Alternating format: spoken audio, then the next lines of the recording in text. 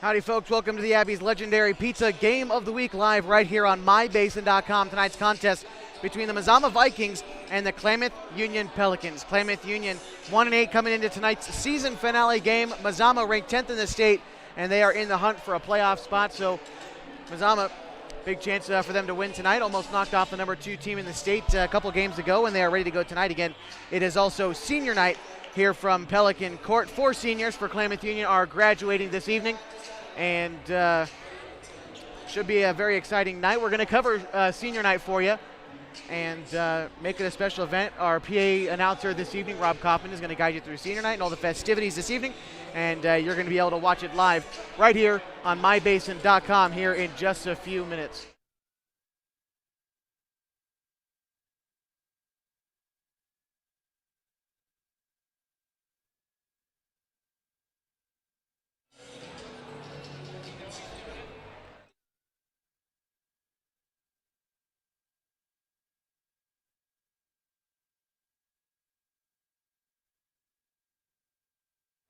If you take a look at the Skyline Conference standings, again, Mazama is 6-3, 12-8 overall, and KU is 1-8. They're 8-15 overall. Again, I'm Josh Eldridge. Along with me tonight is going to be Dick North, and we are live again with the Abbey's legendary pizza game of the week right here on mybasin.com. The seniors graduating tonight for Klamath Union, a great group. It's Kylie Anderson, Jada Wells, those are the starters. The seniors are Kylie Anderson, Catherine Bustamante, Shatil Wata, and I'm missing one here. I believe there's 4 of them that are graduating tonight, but apologies if I'm missing out.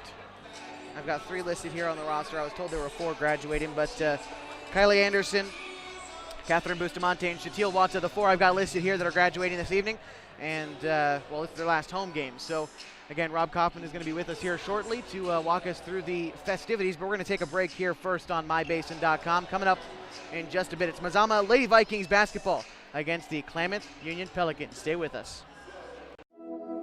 Threads. There are many threads that run through our region. There are churches and schools and Little League teams that bring us together and bind us into communities. There are roads and cars. There are houses and jobs and businesses, all woven together to make the fabric of our communities. There are financial threads that are part of that tapestry as well. For over 80 years, it's been our pleasure to be headquartered here, providing financial services to generations of our friends and neighbors. From that first savings account, to retirement planning, and all of the cars and houses and groceries in between, we keep your money local, investing it back into our communities, adding more threads to the fabric to make our communities stronger. Pacific Crest Federal Credit Union. Find your path. Hi there. It's Les Schwab Tires. Well, more like Les Schwab alignment and brakes and shocks and wheels and tires. Now, some tire places don't offer all that. They only sell tires. And we're not sure how they sleep at night, because all those services affect things like steering and stopping. That's why we offer more than tires to help keep you safe. Stop by or book an appointment at leschwab.com. Les Schwab Tires, doing the right thing since 1952. What if I told you there's a fun destination to stay and play out there right on Adventure's doorstep? A place nestled in Ponderosa Pines and surrounded by wildlife just minutes away from Crater Lake. At Klamoya, you really feel like you're getting away from it all. Come stay at the Sleep Inn and enjoy our wonderful amenities that make you feel comfortable and relaxed. After a day of exploring, come and take a dip in our indoor heated pool, then head over to the casino for some great food and fun. Adventure awaits at Klamoya Casino in Chiloquin.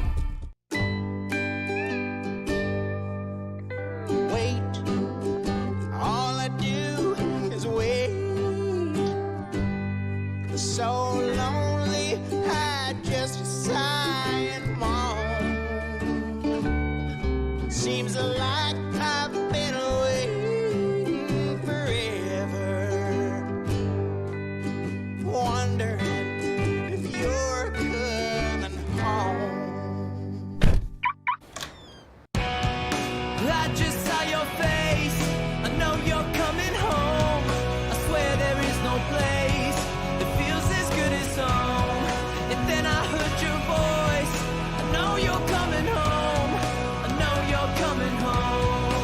This is where unconditional love and immeasurable happiness reside. This is home. Coltwell Banker, where home begins.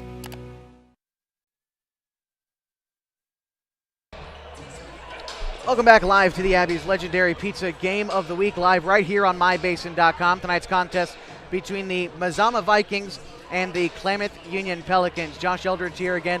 Along with me is Dick North. It's senior night tonight from Klamath Union High School, so we'll be getting started here in just a minute with Rob Kaufman guiding us through the festivities. But Dick, still basketball on tap tonight. Otherwise, with the seniors back for KU, we should have a good game, hopefully. I really hope so. I want to see KU come away with this. It'd be an upset for them, but that'd be good. And again, with the seniors returning, back in the lineup tonight, Kylie Anderson, Catherine Bustamante, Shatil Wata. Of course, Shatil with the record-breaking night a couple nights ago.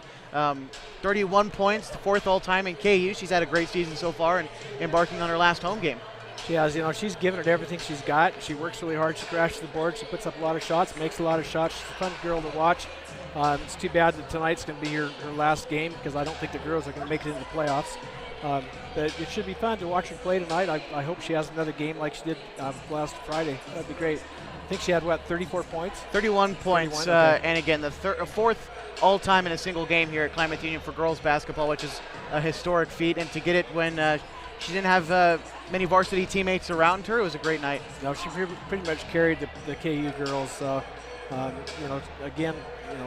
She's a fun gal to watch. I wish her the best after her career here at KU is done. Mazama here tonight, our opponents this evening.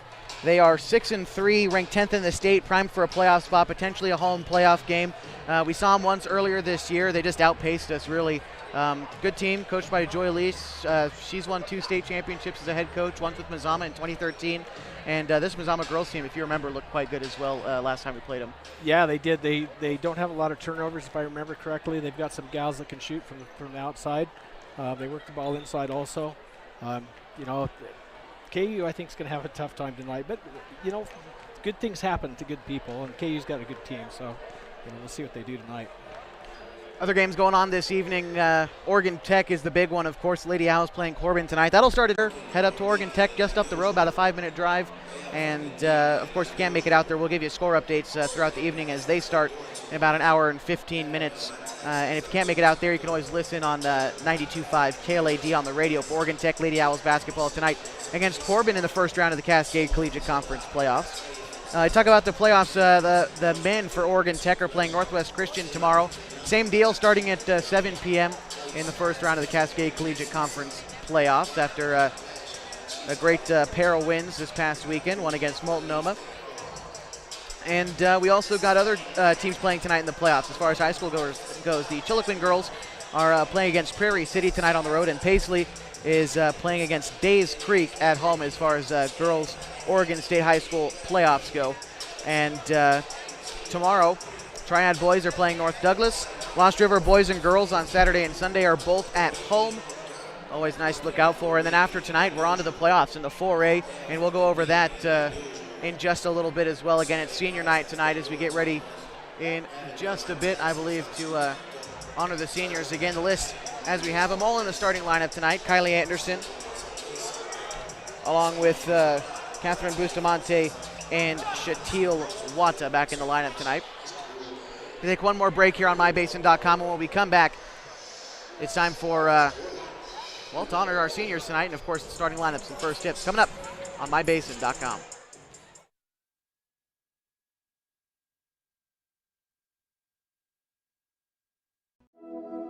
Threads. There are many threads that run through our region.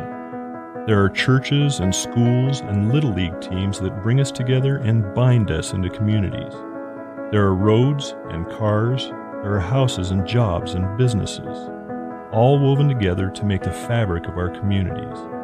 There are financial threads that are part of that tapestry as well. For over 80 years, it's been our pleasure to be headquartered here, providing financial services to generations of our friends and neighbors. From that first savings account, to retirement planning, and all of the cars and houses and groceries in between, we keep your money local, investing it back into our communities. adding more threads to the fabric to make our community stronger. Pacific Crest Federal Credit Union. Find your path.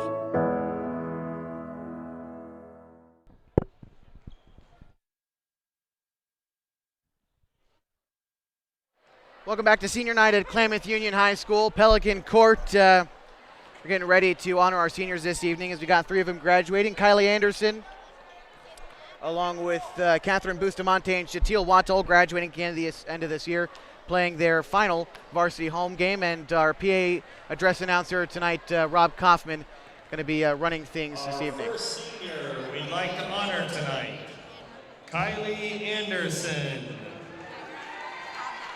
Kylie is escorted tonight by her mother, Dawn, and sisters, Haley and Kelsey. Kylie plans on majoring in primary education and becoming a kindergarten teacher. She has played on the varsity basketball for the past 2 years. Her favorite high school memory is taking pictures with Maddie. Kylie would like to thank my mom and dad for always pushing me to be my best and always being here for me when I need them. I'd also like to thank my 4 best friends. Ladies and gentlemen, Kylie Anderson.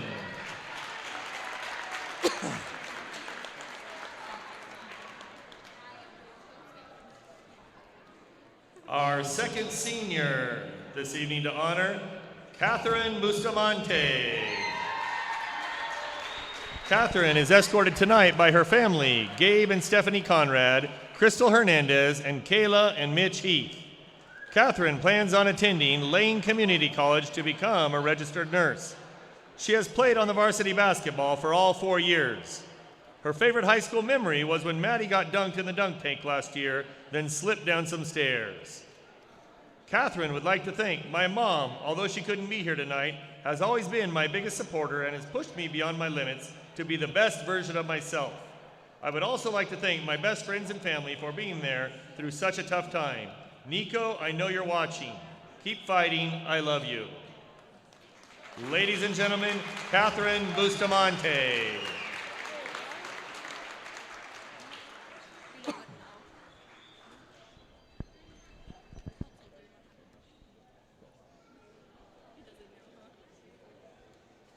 Our third senior tonight, Yalixia Cisneros. Yalixia is escorted tonight by her mother, Elizabeth, and older brother, Carlos. Yalixia plans on attending Klamath Community College to become an CNA or EMT. She has played on the varsity for 2 years. Her favorite high school memory is lifting more than half of the guys in my weight training class. Yalixia would like to thank my parents for always being my #1 supporters. I also want to thank all of my siblings for always believing in me when I could not believe in myself. And I want to thank Teal and Cassie Strong for sticking by my side when things got rough.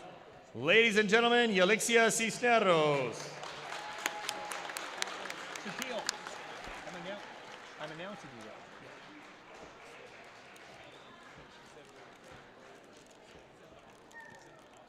They're here. And our last senior tonight, Shatil Wata. Shatil is escorted tonight by her parents, Mishon and Steve Wata. Shatil plans on attending Corbin University to study sports medicine. She is proud of being on the honor roll while still participating in sports. She has played varsity for 4 years and also plays volleyball and is on the track team. Her favorite high school memory is making it to the state basketball tournament her sophomore year and getting to experience it with her brother Landon. Shatil would like to thank my parents for always believing in me and pushing me to be the best I could, my siblings and grandma for always cheering me up, all of my family and friends for their endless love and support. Lastly, I would like to thank the younger kids for always coming up to me and supporting me.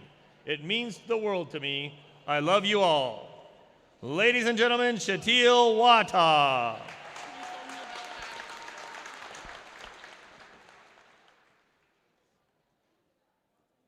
Let's give one more round of applause. Kylie Anderson, Catherine Bustamante, Yalixia Cisneros, and Shatil Wata.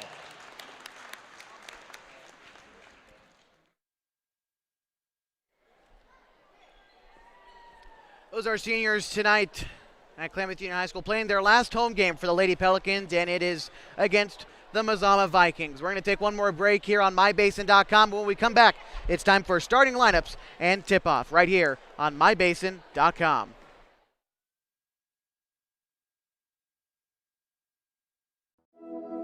Threads. There are many threads that run through our region. There are churches and schools and Little League teams that bring us together and bind us into communities. There are roads and cars. There are houses and jobs and businesses, all woven together to make the fabric of our communities. There are financial threads that are part of that tapestry as well. For over 80 years, it's been our pleasure to be headquartered here, providing financial services to generations of our friends and neighbors. From that first savings account, to retirement planning, and all of the cars and houses and groceries in between, we keep your money local, investing it back into our communities, adding more threads to the fabric to make our communities stronger. Pacific Crest Federal Credit Union. Find your path. Hi there. It's Les Schwab Tires. Well, more like Les Schwab alignment and brakes and shocks and wheels and tires. Now, some tire places don't offer all that. They only sell tires. And we're not sure how they sleep at night, because all those services affect things like steering and stopping. That's why we offer more than tires to help keep you safe. Stop by or book an appointment at leschwab.com. Les Schwab Tires, doing the right thing since 1952. What if I told you there's a fun destination to stay and play out there right on adventure's doorstep? A place nestled in Ponderosa Pines and surrounded by wildlife just minutes away from Crater Lake. At Klamath, you really feel like you're getting away from it all. Come stay at the Sleep Inn and enjoy our wonderful amenities that make you feel comfortable and relaxed. After a day of exploring, come and take a dip in our indoor heated pool. Then head over to the casino for some great food and fun. Adventure awaits at Klamath Casino in Chiloquin.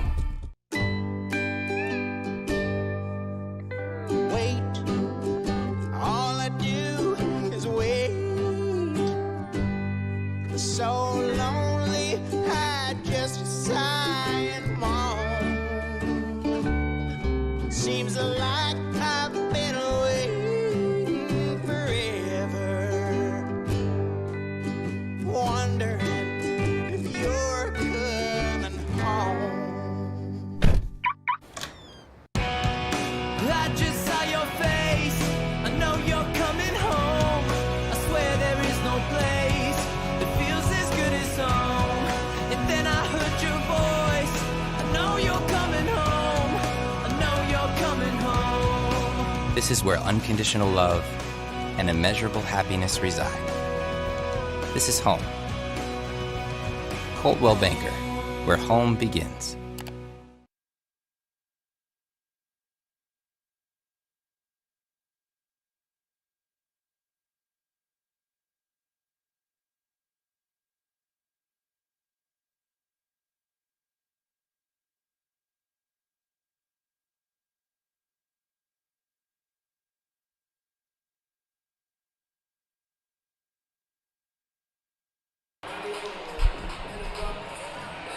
Welcome back to mybasin.com, where you can watch Lady Pelicans basketball tonight against the Mazama Vikings. Josh Eldridge here. Along with me is Dick North. We just got done with the festivities for senior night. Always a great time to see all the parents and the kids out on the floor. And with the seniors playing there last night, it'd be nice to go out with a win. Last time we played Mazama, only lost by 10. The first half, admittedly, for both teams was fairly sloppy, but KU still hung tough and played an okay basketball game. And in a team that Shatil Wata led last week, who knows? I mean, we could have a shot at making it competitive, at least even against a playoff-bound Mazama team. I really hope so. You know, this is a crosstown rivalry. It's always good to beat your in-town opponent. You know, I'm sure these kids know the Mazama kids really super well, but I'm sure KU would like to come away with a win in this game too. It's, you know, like you mentioned, it's going to be the last game of the season. It'd be good to end on a positive note, and that would be winning tonight. They're kind of an underdog, which makes it even better. They've got nothing to lose other than the game. So, right. So, you know, hopefully they come out shooting, play with some intensity. If everyone on the team played with the intensity that Shatil Wata had, it'd be a different game. I'd love to see some other kids on this KU team step up and score some points. I mean, Catherine's good for about 10 points a night as well. Yeah, I mean, you add that to the total from the other night, and there's no reason why this team can't hang tough, and all you can ask for in any game is to keep it close late in the fourth quarter, and I think this team is going to be capable of doing that, and if you keep it close, it's anyone's game. That's true. You know, the KU crowd usually gets pretty loud over here at Pelican Court. They could be a factor in this game. You know, there are a lot of Mazama fans here, too, because they don't have to drive anywhere to get to the game, so it should be a fun night. And tonight, again, you said rivalry game. Oh, there's only one other really big show in town tonight, and it's the Lady Owls. But if you're a high school fan or a rivalry fan or anything, come out. It's going to be packed tonight. You might want to get here early. We had trouble finding parking, and I showed up at 4 o'clock, so it should be a fun night. Get here. It'll be packed with KU students and with Mazama fans who are going to be shuffling in behind us. Yeah, I got here about 4:45, and I'm parked about 6 miles away. So no, it's not quite that bad. I didn't have any problem finding a place. I just kind of made my own. Well, after this 30-second message from Harbor Isles Tennis and Fitness Club, we'll get into the starting lineups coming up next on mybasin.com. Get in shape at Harbor Isles Tennis and Fitness. Harbor has everything you need to shed pounds with state-of-the-art fitness equipment, 4 pickleball courts, tennis courts, and expert trainers to help you reach your goals. They also have more than 35 exercise classes per week to select from, including body pump, high fitness, and spinning classes to make losing weight fun. Sign up for 1 or 2 years now and have no payments until January. Get fit at Harbor Isles Tennis and Fitness. It's the place to be. 884-3300.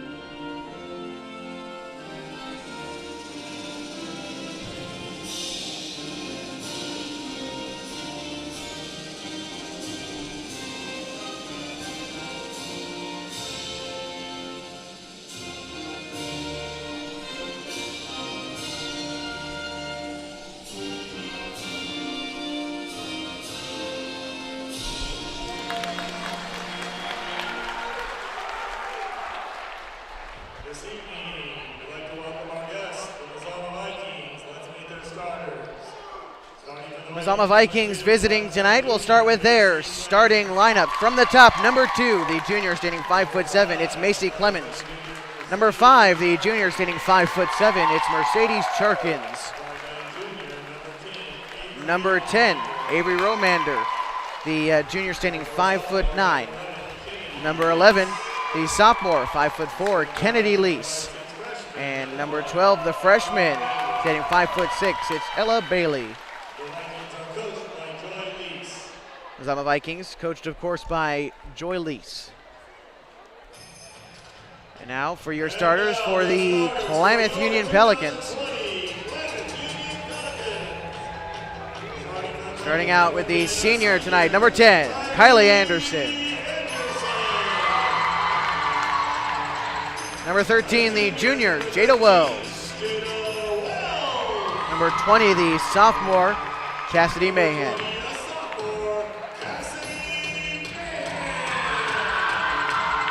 And number 22, the senior, Catherine Bustamante.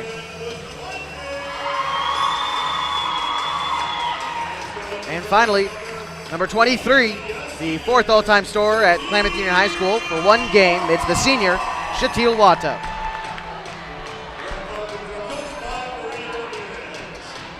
Lady Pelicans coached by Maria Ramirez. Student section already into it. Some festivities going on over there. Should be packed by the end of the night. Hopefully they get the band out here. Should be nice. And we'll be rocking this place later on tonight.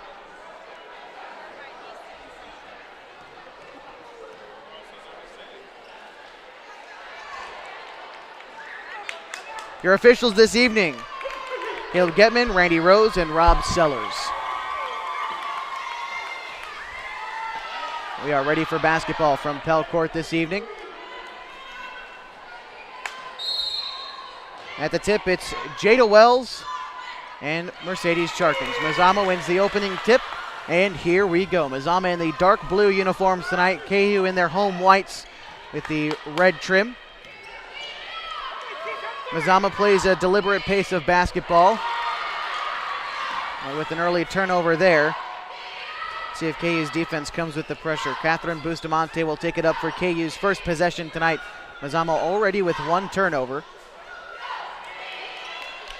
Shatil Wata gives it to Bustamante, now to Kylie Anderson, passing it inside to Wells. Catherine, a good shooter from long range. This defense going to have to close out on her tonight. Jada Wells, step back jump shot. That one bounces off the front of the rim. No good, will go out of bounds, and Mazama takes possession of it here. Still scoreless, 7:15 to go in the first. Mazama with it.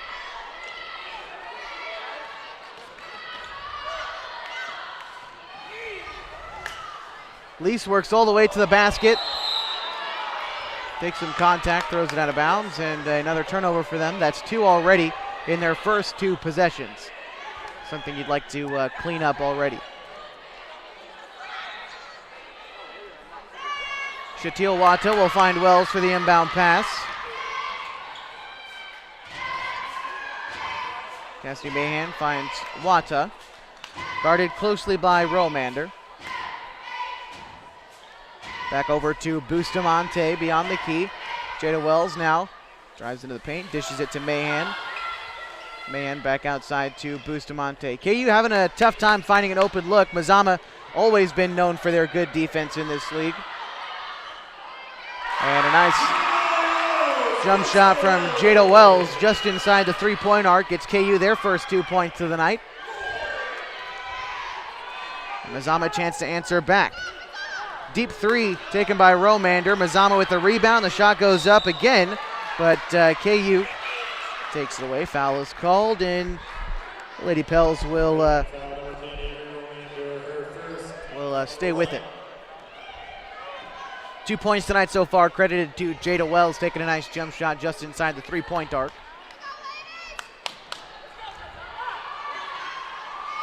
Bustamante with it now.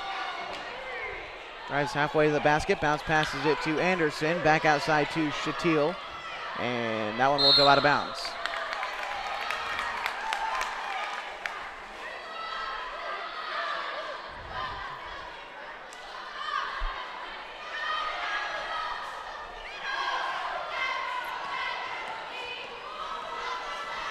Romander all the way to the hoop. She's fouled. She gets it to fall, and she'll get one at the line here.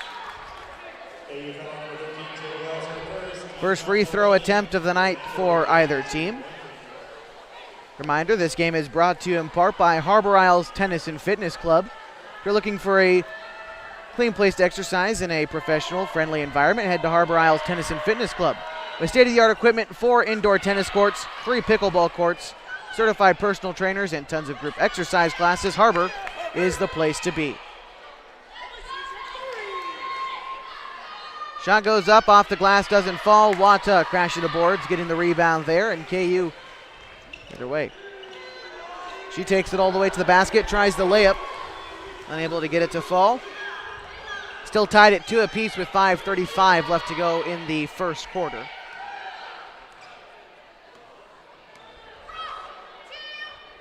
Last time these two teams played, 31-41 was the final at Valhalla Court. Mazama ended up winning that one.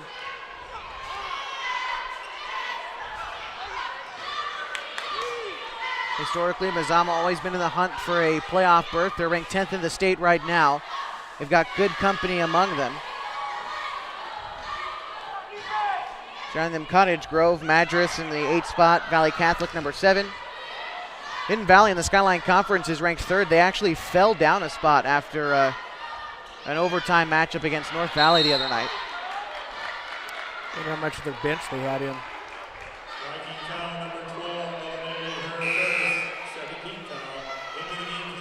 Second team foul for Mazama, still tied up at 2, and Anna Mendez will check in the game for the Klamath Union Lady Pelicans as they stay with it here.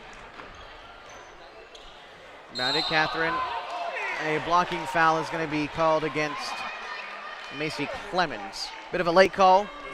I think the right one, though.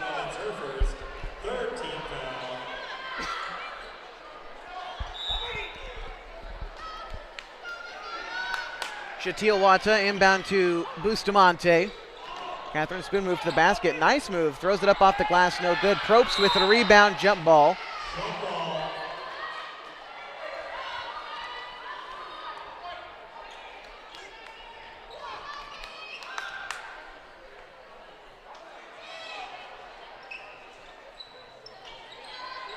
Bustamante from the inbound kicks it out to Probst. Tries to get around Kennedy Lease, gets it inside to Wata. The pass broken up. Probst gets it back. Heads up play. Wata is fouled on the shot, and she will go to the line, I believe. I think Romander got a little bit too aggressive on the defense. Shatil again scoring 31 points on Friday. Got her name on the boards up here behind the gym. Fourth highest score in one game. She had 31 points. She makes her first free throw here.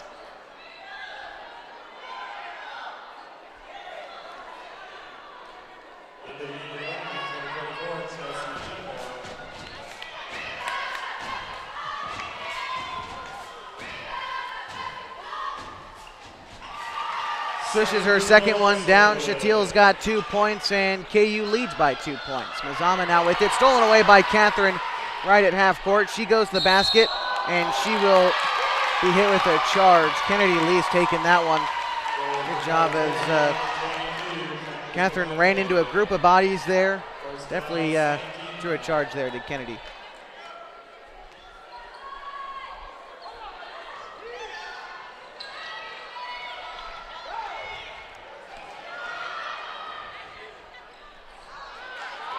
Shot inside, taken away by KU. Probst over to Bustamante. She shoots a three, hits the front of the rim, no good. Rebound grabbed by Mazama's Charkins.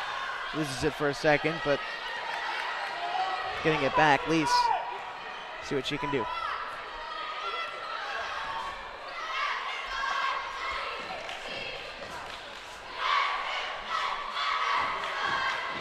Bailey, the freshman, kicking it back to Lease. Almost loses it there at half court, but able to keep a handle.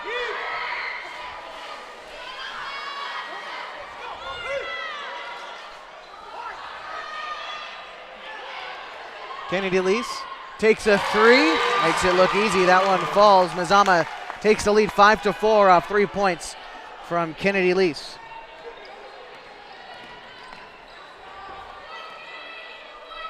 KU a chance to answer back. Probst gets around Lease.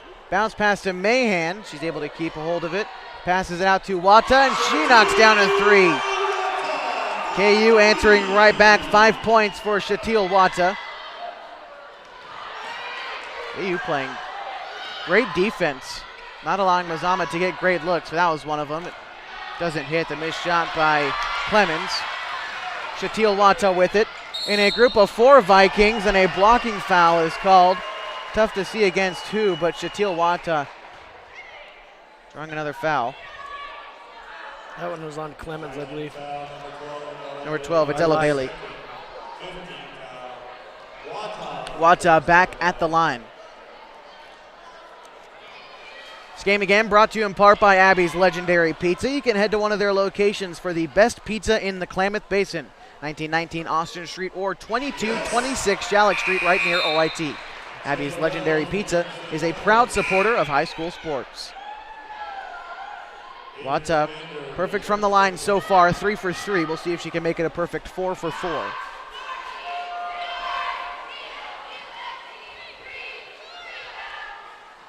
Able to do so. 9-5, KU leading by 4 with 2:41 left to go in the first. Down stolen away, is it? KU does come away with it. Another turnover for Mazama.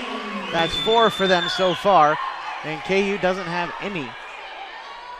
They've played fantastic defense, forcing the issue. and that's why they lead by 4. Shatil Wata will take the inbound pass with 2.5 to go in the first. Wata to the basket. Doesn't get the call. And now Mazama.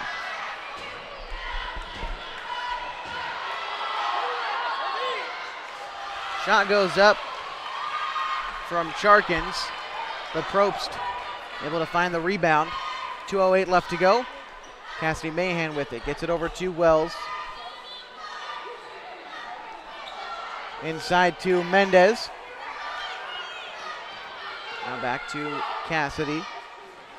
Wow, Probst, a great shake move. She throws up a 3. That one doesn't fall. That would have been a great play there. Unable to make it happen. Rolander with it. Out to Charkins. Or rather, that's Clemens. Now to Lease.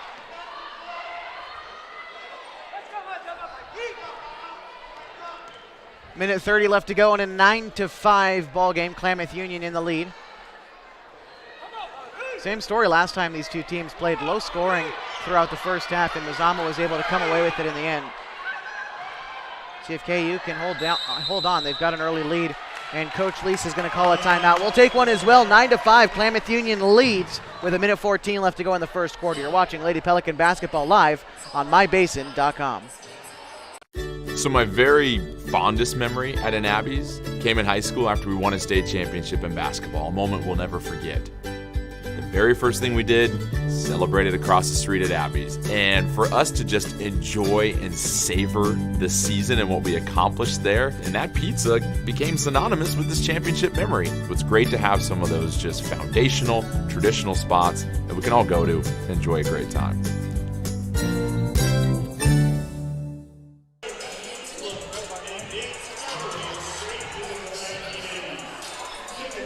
Welcome back to mybasin.com. Klamath Union Lady Pelicans lead Mazama 9-5.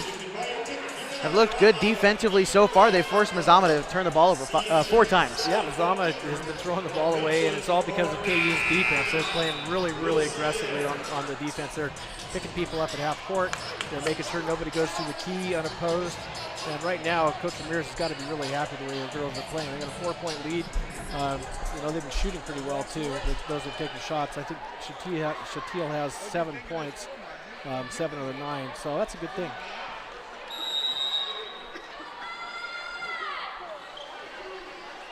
Mazama will start with the ball as we come out of the break and throw it out of bounds, but they'll stick with it. So off a KU player.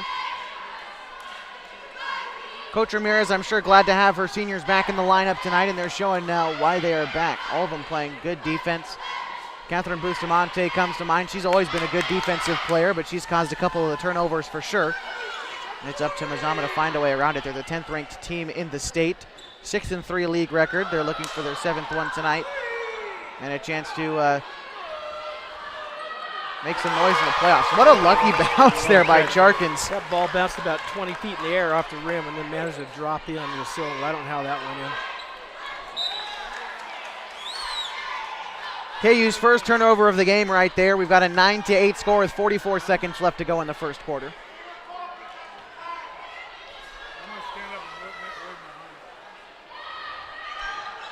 Mazama a chance to take the lead.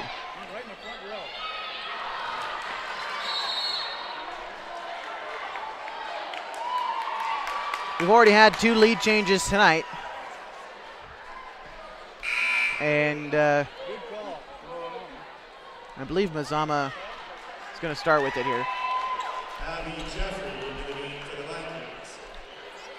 Abby Jeffrey, a senior, in for Mazama. And they will start with it coming out of that brief break in the action. They are only down by 1 with 31 seconds left to go. Jeffrey with it. Gets it over to Romander. Tries to go up with it. Foul is called. She's going to go to the line for 2 shots. They charge the foul to Anna Mendez. At the line is Romander. She's 0 for 1 at the line so far tonight. A chance for 2 more here. Tonight's game brought to you in part by Coldwell Banker Home and Premier Realty. They've been the star of the real estate universe for more than 100 years, and here in the Klamath Basin, Coldwell Banker Home and Premier Realty will be taking the brand into the next 100. Coldwell Banker Home and Premier Realty, always locally owned and nationally known. Let them be the star that guides you home. First free throw misses, and the second one misses as well.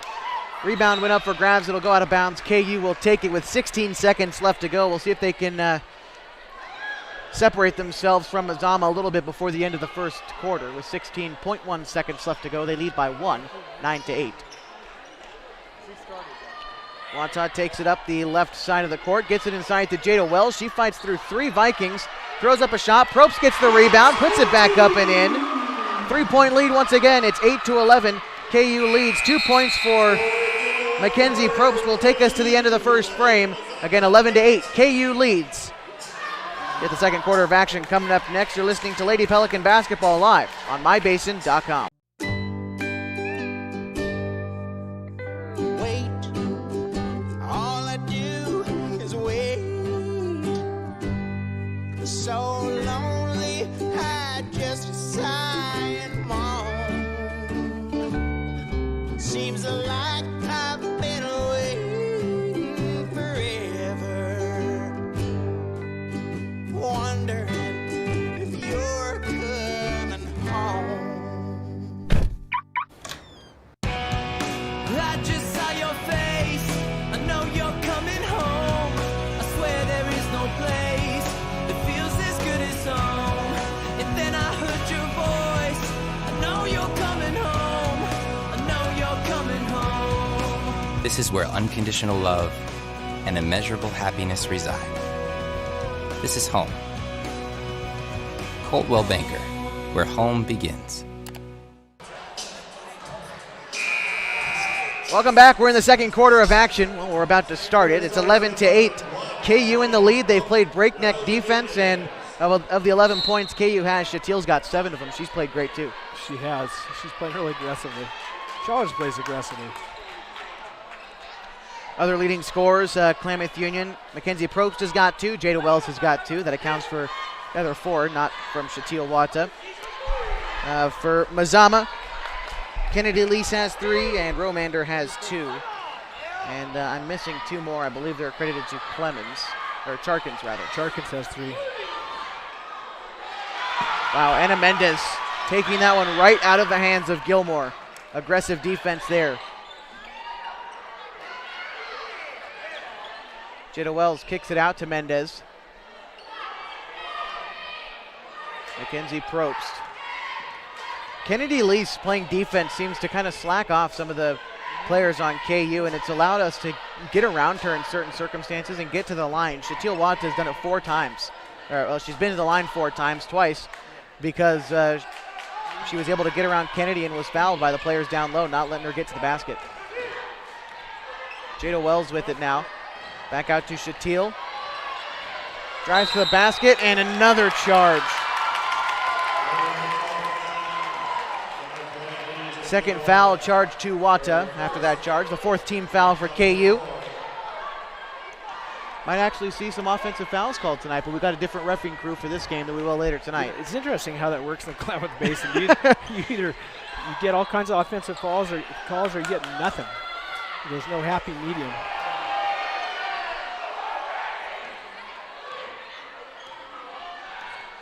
Mazama with it. Kennedy Lease now guarded by Anna Mendez on the right side. Back over to Romander. Romander guarded by Probst. At the penalty stripe, she kicks it out. Pass inside to Charkin. She'll lay it up and in for 2, a 1-point game. She's got 5 points tonight.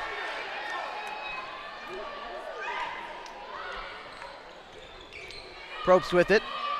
Over to Wata.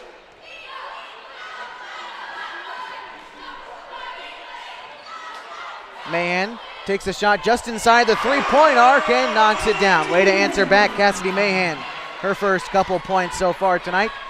And now Mazama works the other way, 13-10. Pass goes inside to Gilmore, stripped away by Jada Wells, and coming up with the loose ball was Mahan. Wells goes all the way to the basket, kicks it out to Cassidy. She takes about a 19-foot jump shot and swishes it. 15-10, Mahan. 4 straight points for her on mid-range jump shots. Romander works to the basket, reverse layup. She's fouled. Likely going to be charged to Jada Wells. So Romander, who is 0 for 3 at the line, gets 2 more.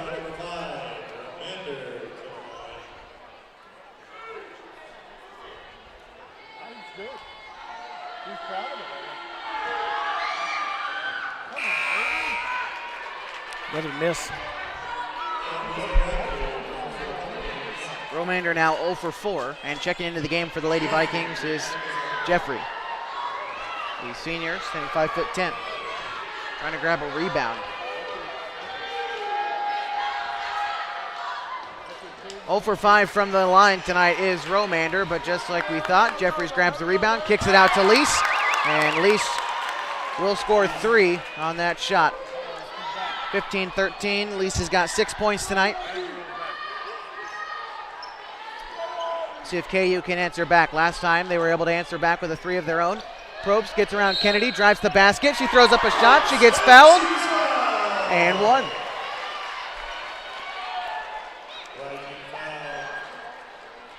Probst has got 4 points tonight, and this is her first chance at the line. This game brought to you in part by Les Schwab Tires. They know winter weather can slow you down, but they've got the right tires to get you where you need to go safely. Home of the best tire value promise is Les Schwab Tires in Klamath Falls and Merrill, doing the right thing since 1952.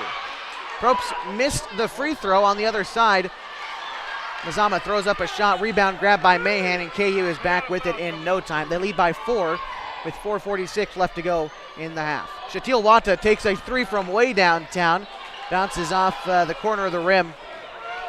Mazama grabs the rebound. Going to the basket is Romander. She misses the layup.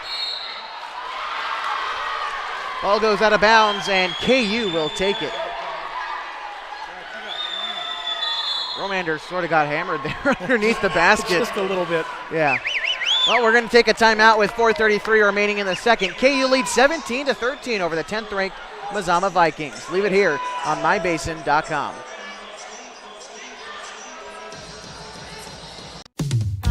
Hi there. It's Les Schwab Tires. Well, more like Les Schwab alignment and brakes and shocks and wheels and tires. Now, some tire places don't offer all that. They only sell tires. And we're not sure how they sleep at night, because all those services affect things like steering and stopping. That's why we offer more than tires to help keep you safe. Stop by or book an appointment at leschwab.com. Les Schwab Tires, doing the right thing since 1952.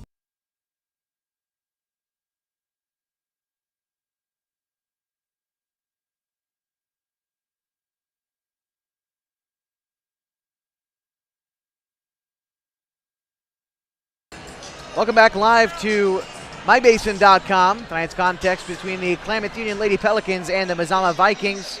17-13 with 4:33 left to go in the second. Klamath Union's played great defense. They haven't let the ball get to the hoop too many times. And their offense has played quick pace. They've been able to get to the basket. They've gone to the free throw line by my tally 6 times. So they've done a good job.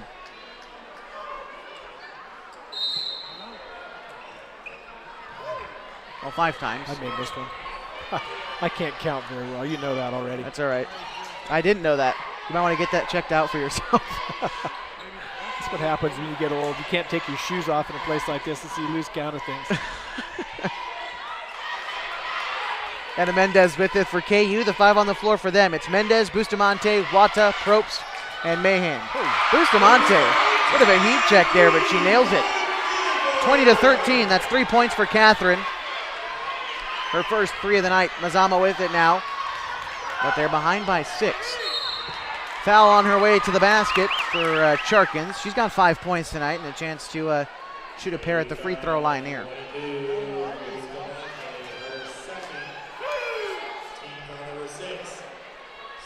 Sixth team foul for KU.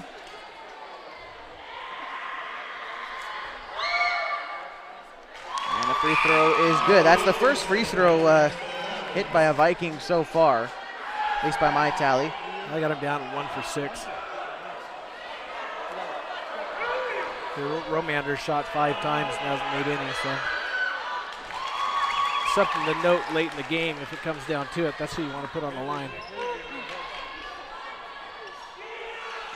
Keep it close late, that's all you can ask for, but KU in a 5-point lead right now. Wata over to Mendez, inside to Mahan. Mahan turns around, shoots off the back of the rim, no good. Lease with the rebound. Kennedy's got an open lane to the basket, but Mahan fills it, and a blocking foul called against Cassidy Mahan. Maybe it's something with white jerseys having trouble getting a charging call. She was actually moving on that one. You got to have your feet planted and give them, I think, 2 steps. Or, I don't know, it depends on where you are. Over the hill, you got to give them half the basketball court if you're going to draw a charging foul. If your name's Cook. Yeah, Jacob Cook. We'll see if he can get one tonight. Has he gotten one yet? I don't think so. I honestly don't think he has, and he probably should have about 7 or 8 at the least. Oh, he should have 4 or 5 a game. Yeah. Lease misses her first free throw and swishes her second one. 1 for 2 at the line. 16 points for Mazama. They trail by 4. 3:34 left to go in the second. Mazama is in the bonus. That one's stolen away by Kennedy Lee. She's going to get it to Romander. It's broken up by Mendez.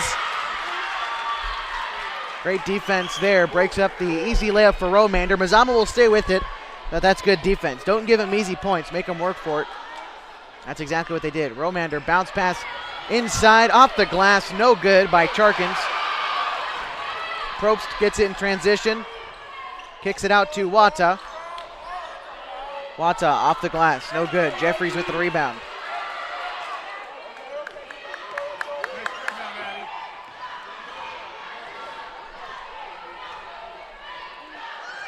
Romander with it now.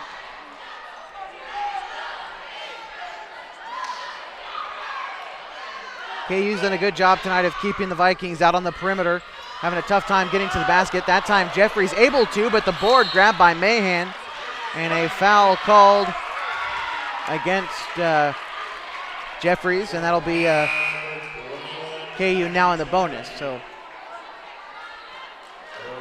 I believe Mahan is going to go to the line, shoot for 2. She's got 4 points tonight. Chance to add to her total. This one should be 1-1. It should, right? That's what you said. Yeah, 1-1. 7th team foul. Both teams are at that total. Mahan's first free throw. Oh, unlucky brim there. In and out. Mahan misses that one. Out to Romander now for Mazama.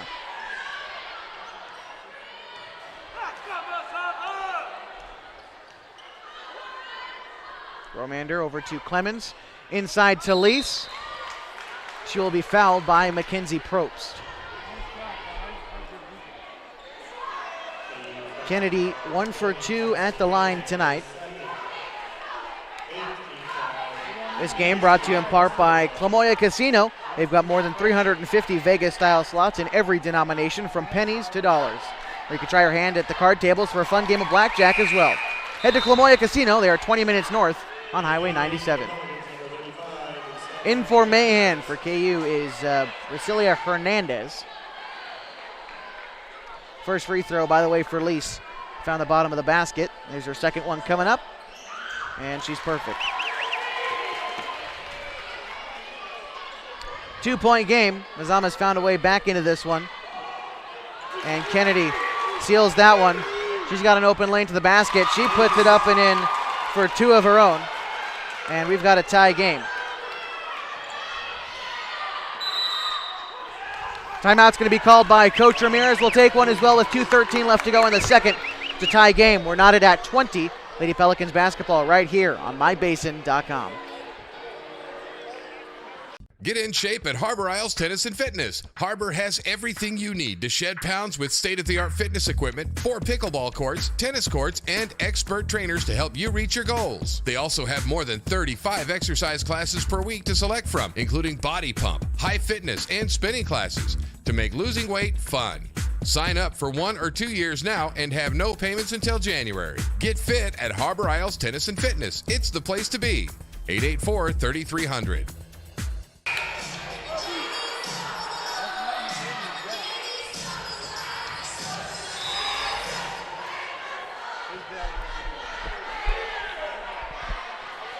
Welcome back. Second quarter of action. We're knotted at 20 with 2 minutes left to go in the second quarter. Both teams in the bonus. We'll see how we get to the last half. Shatil Wata. How does she get that one to fall? She's fouled from about 10 feet out, throws it up, it falls, and she'll get a chance to make it a three-point play. I don't think they counted that. Oh, yeah, they did. If they didn't, I don't know why they wouldn't. If she's going to the line for 2 free throws.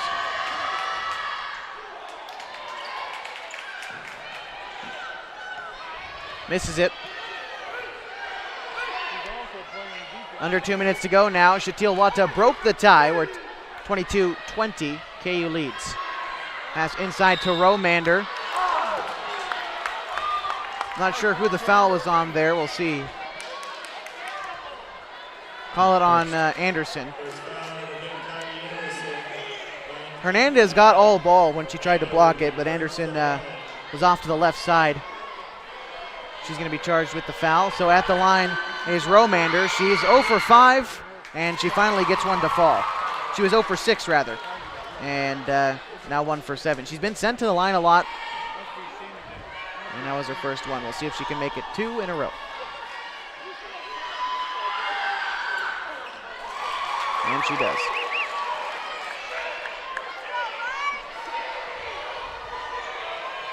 KU with it now. The 5 on the floor for them. It's Wata, Probst, Mendez, Anderson, and Hernandez.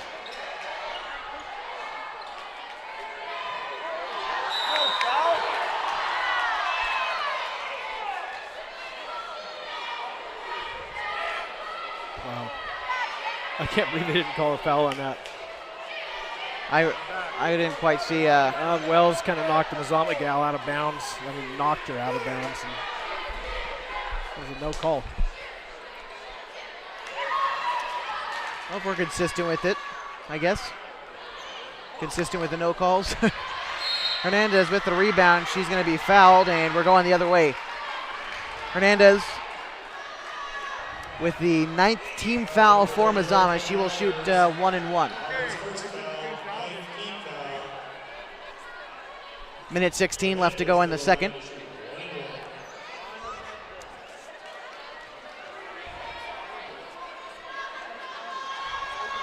KU 4 for 8 at the line so far tonight. And that one falls. 23-21.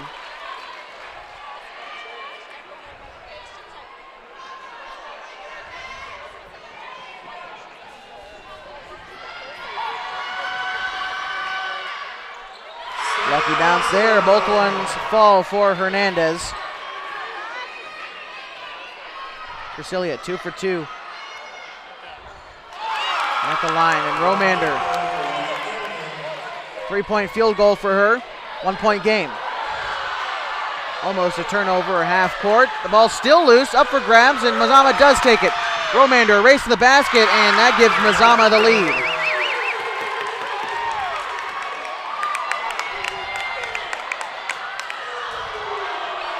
(24-27). Mazama takes it back again on the other side. Under 39 seconds to go now. Romander, mid-range jump shot. Mazama is on quite the run here. KU trying to slow it down, get back into this one. They're down by 5 after being up for so long. And another turnover. And another layup. 31-24, Mazama leads.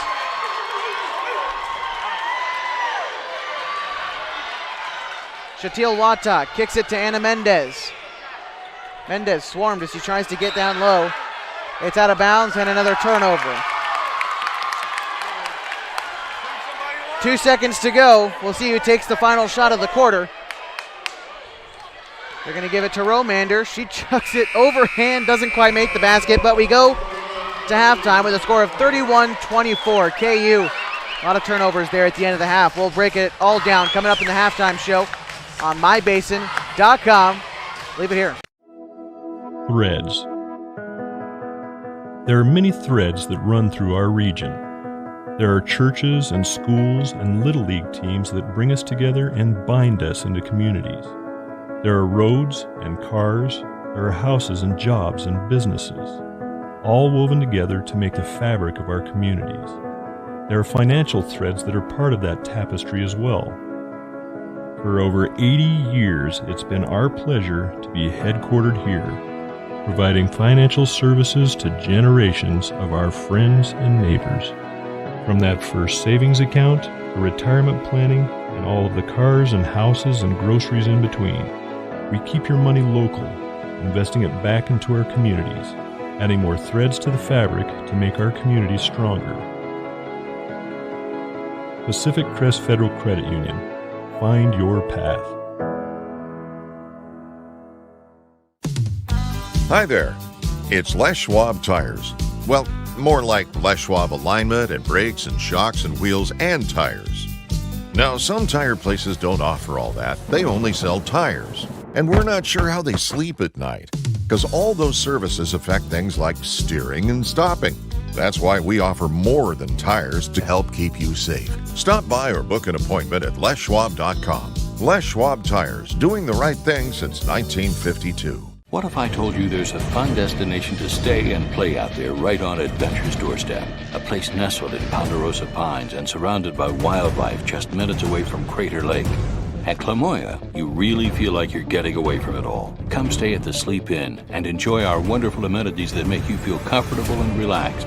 After a day of exploring, come and take a dip in our indoor heated pool, then head over to the casino for some great food and fun. Adventure awaits at Klamath Casino in Chiloquin.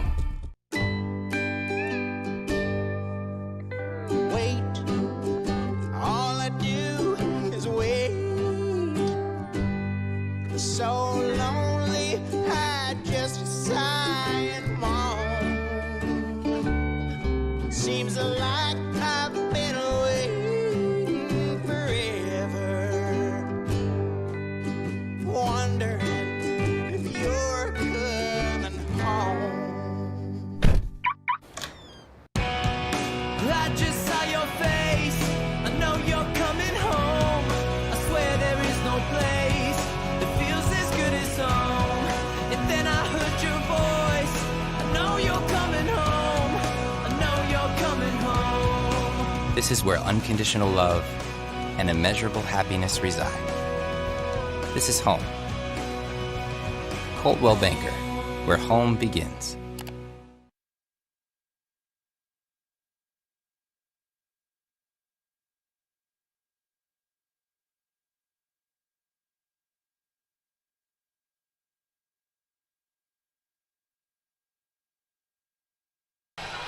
And we are back at halftime here at Pell Court. The Lady Vikings leading the Lady Pels 31-24 the end of the half.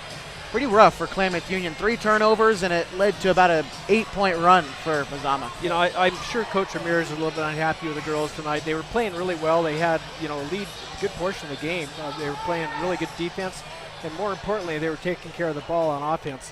And, in about a 2-minute span, they went from having 2 turnovers to 6 turnovers. And off those 6 turnovers, Mazama scored 12 points, basically. And so, Mazama's now up with 7 points. The key in this game is going to have to be turnovers. I mean, it's just got to be. KU's got to take care of the ball. Well, KU was forcing turnovers from Mazama early on. It seems like they fixed that by playing a little bit cleaner, but that was the key. KU's defense was playing well, and I think still are playing pretty well, I think. Well, their defense is really good. The biggest problem is the turnovers they've had have been, up around the top of the key and farther out towards midcourt. And some of the Mazama players are lazy getting down the court on offense. And so that lets them have a fast break. When you have a turnover and you've got 2 Mazama players, they're just kind of sagging back because they aren't running. It's an easy 2 buckets or 2 points for them. So that's the biggest problem is that not just the turnovers that KU has had, it's where the location of the turnover is. So, again, Bustamante and Probst, I think, have had a couple of them. Need to be careful with their passes. They need to make sure that they've got an open player in their pass to not force out a pass, hoping that something good is going to come out of it. And for KU, at least scoring-wise, led by Shatil Wata once again tonight. Yeah, Shatil has 9 points. Probst has 4. Mahan has 4. She had a couple of really beautiful jump shots from about 17 feet. I really wish she would shoot more of those. She should. She just should. Bustamante has 3. For Mazama, it's pretty much been a Romander show. She has 11 points. Lease also has 11. She's been to the line 4 times. There's 3 or 4 from the line. Charkins has 7, and Clemens has 2. So, the KU girls are, they're not out of this game by any means. They're down 7 points, but, 7 points is easy to make up. You just knock down a couple of threes, take care of the ball on offense. Don't throw the ball away with a silly pass. And rebound hard. Cassidy Mahan's done a good job of crashing the boards. She's had a couple block shots. We don't keep that stat, but she's playing really aggressive defensively and is making some smart plays. The rest of the teammates need to step up and back her up. And again, the best thing you can do, down by 7, maybe get it down to 3 by about late in the 4th quarter. Give yourself a chance to win. That's all you can ask for. Well, I'd like to see him be ahead by about 3, about going into the 4th quarter. You'd love to see him ahead, but at least make yourself a little bit closer, right? That's just trim the lead in this 3rd quarter, make a run in the 4th, I think is what's going to happen if KU is going to win. Yeah, one of the keys they need to do, they need to shut Romander down. She didn't have a very good 1st quarter. She only had 2 points. She now has 11, so she scored 9 points in the 2nd quarter. If they can keep her out of the paint and keep her from getting offensive rebounds, that'll help also. And we see the guys warming up right now. Klamath Union Pelicans with a win tonight. They'd keep their 8th seed, we think, and claim a home court playoff game on March the 7th. They're playing the Mazama Vikings tonight. KU, tough loss against Phoenix, but really, that Phoenix team was probably the best shooting performance we've seen all year. And KU really, after that game, not a whole lot to hang their head out about, close out on the shooters, and they should, we think, play good tonight, enough to come away with a win. They should. I think we need to have a good game out of Cook. We need a good game out of Holmes. You mentioned that game the other night. Phoenix shot 67% from the 3-point line. That just doesn't happen. No, it doesn't. There's not much you do. I'm sure Coach Case, probably just shook his head at that. We did. Yeah. Some of the shots that the Phoenix kids were taking were for 24, 25 feet. And they're just throwing up these prayers, and unfortunately the prayers got answered. And, I don't care what team you are. If you're playing against a team that's knocking down, 3/4 of their 3-point shots, it's going to be really tough to win it. I'm pretty sure Mazama is not going to match what Phoenix did. So I almost came out and made a prediction, but I was able to bite my tongue just in time. Might be better that way. Yeah, we won't say anything about who we think's going to win. Okay. I really want to see a good game out of KU. They need to do the same thing the girls are doing. They need to take care of the ball on offense, make smart passes. Don't do silly turnovers. I am going to make a prediction. I'm going to predict that Cook is going to draw 2 offensive fouls in this game. That is probably the most out of left field prediction because we know it won't happen. It's gonna. It's going to. Actually, no. Based on I forgot who was reffing this game. Over or under on 1.5 offensive fouls called in the whole game. That's a tough one. Yeah, over or under on 1.5 for the whole game on anyone. I just started thinking about who's reffing this game, and I don't think any of the 3 have ever called an offensive foul in their lives. Well, I'll let you handle the official bashing, but that'll be okay. Okay. That's not bashing. It's kind of interesting. Officials have a tendency of specializing in certain calls. When we were over the hill at North Valley, right, one of the refs over there called about 6 carrying the ball calls, and I haven't seen that in years. And so, in Klamath, you don't really get too many offensive fouls called. And I'm going to go out on a limb. I'm going to say Cook's he's going to draw 2. Well, that's probably the most wild prediction I've heard you say all night. And we'll see if any more come in the second half of basketball. Lady Pelicans trail 31-24. We're going to take a break here on mybasin.com. When we come back, it's the 3rd quarter of action, live from Pell Court.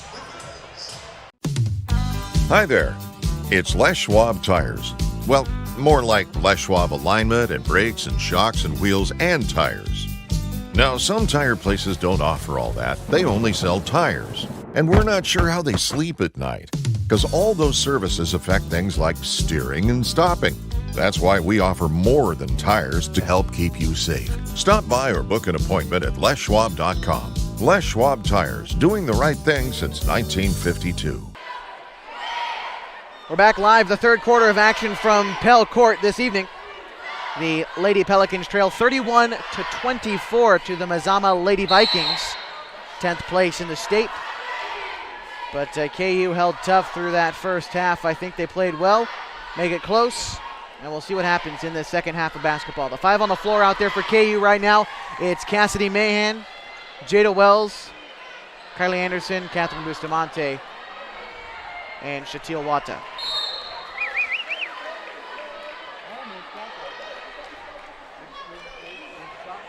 KU, of the turnovers from Mazama, out of the 8 turnovers from Mazama, I say they forced probably about 5 or 6 of them. They did. See if they can continue to play the good defense that they did in the first half. 5 on the floor out there for Mazama. It's Clemens, Charkins, Romander, Lease, and Bailey. Lease takes a deep 3, misses. Rebound KU. Shatil Wata grabs it. Through that first half, we had 2 ties and 3 lead changes. Hoping for a 4th lead change here this quarter. Kennedy Lease steals that one away from Anderson. Out in the fast break, and Bustamante forces a jump ball. Heads up defense there. It's going to stay with Mazama, but she kills the fast break.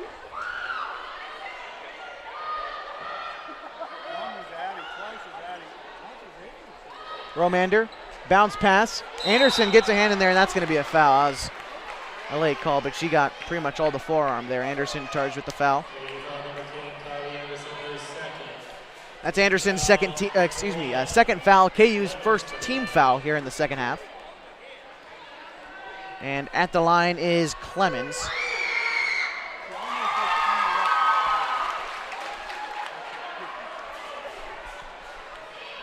Making that free throw gives her 3 points on the night so far. A chance to get it to 4. She does just that. 33-24.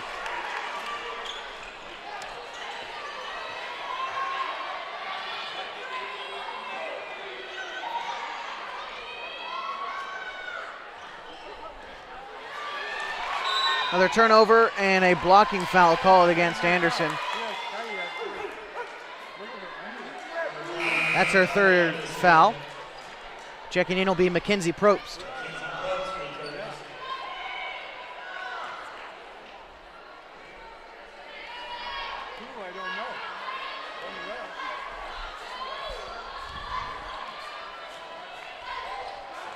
Pass inside, and a basket made for Mercedes Charkins. 11-point lead for Mazama, their biggest of the night. Bustamante with it now as KU now goes from left to right, switching sides at the half. Rebound up for grabs, taken by Lease.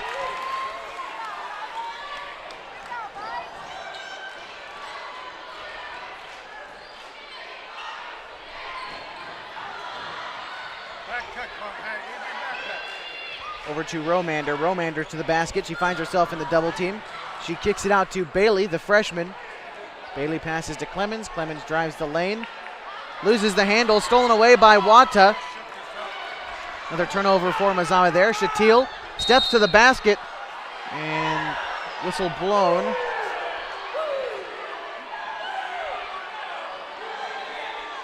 Shatil will shoot at the line for 2. Charge the foul to Macy Clemens. Mazama student section starts to file in off the left of our broadcasting station this evening. KU student section filled up pretty nicely, as well as the home section right above them across the way.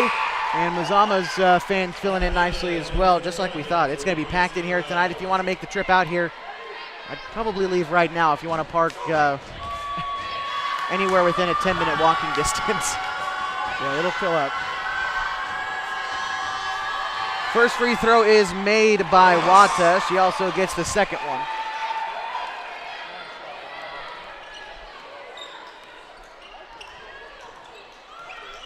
Romander with it. Over to Kennedy.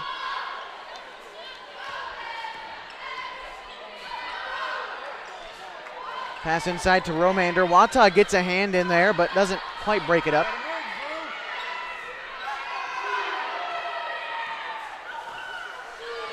The handoff to Bailey, the freshman. She tries to work around Probst. Foul is going to be called. Charge it to Wata. That's Shatil Wata's second foul, third team foul for KU, 1 for Mazama. Bounce pass and made bucket by Clemens. She's got 6 points tonight and extends this lead back up to 11, which is the biggest it's been tonight for Mazama. Wata to the basket. She will get fouled, so she will go back to the free throw line here.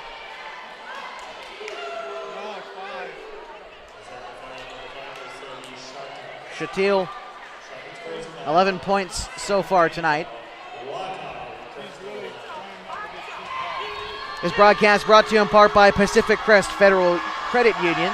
They offer a full range of financial services, and their lending decisions are made locally, and they have the money to lend to meet your financial needs.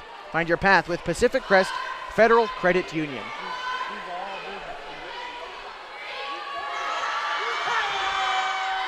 Wata knocks down the second free throw, 10-point game. Mazama in transition. Blocked by Mahan.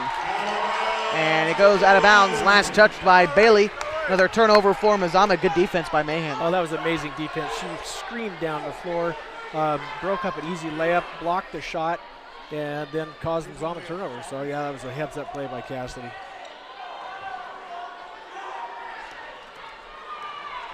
Shatil Wata splits the double team, throws it off the glass. It goes out of bounds. KU will stay with it. Wata, for what it's worth, can really turn on the Jets and split a double team. We've seen her do it a couple times throughout the season, and right there again, making it look pretty easy, and gets fouled on her way to the basket. You know, she puts up these off-balance shots. How they go in, I have no clue, but they do, so that's good. She's got the shooter's touch. Sometimes it's luck. Inbound pass goes to Probst for KU. You know, I don't have a stat in my scoring book for that. for luck? For luck. Well, it's one of those saber metrics you keep hearing about that no one really knows how to calculate. I guess I could put, anytime they make a basket, I could put a little L next to it.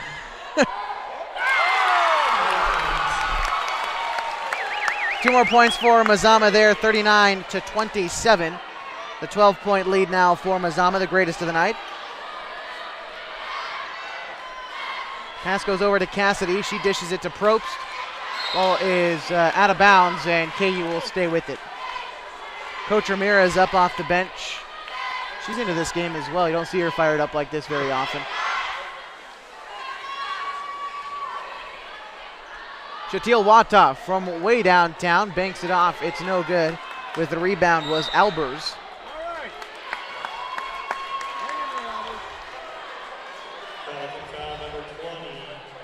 Charge the foul to Cassidy Mahan. Good job, Kylie.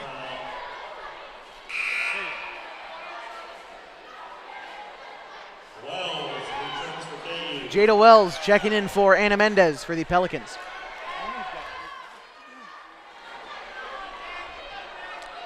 Over to Lease, and Mazama is off with possession of the basketball. They lead by 12. Good job, Mercedes. Another foul is called on KU. That's already their fourth. Or their fifth, rather, pardon.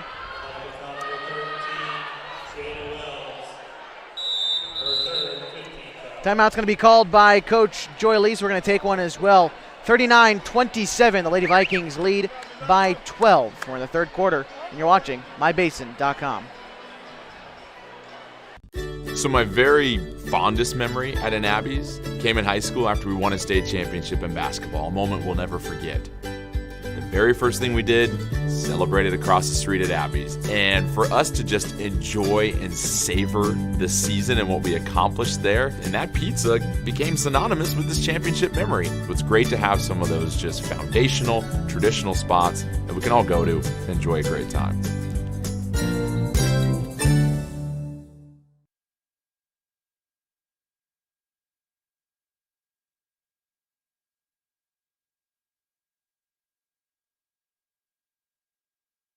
Back in the third quarter on mybasin.com. Mazama leads by 12 over the Klamath Union Lady Pelicans and make it 15 after that made three-pointer I believe that was Clemens. Correct me if I'm wrong. Romander making the three. Bustamante a chance to answer back. Unable to do so. Mazama with a rebound.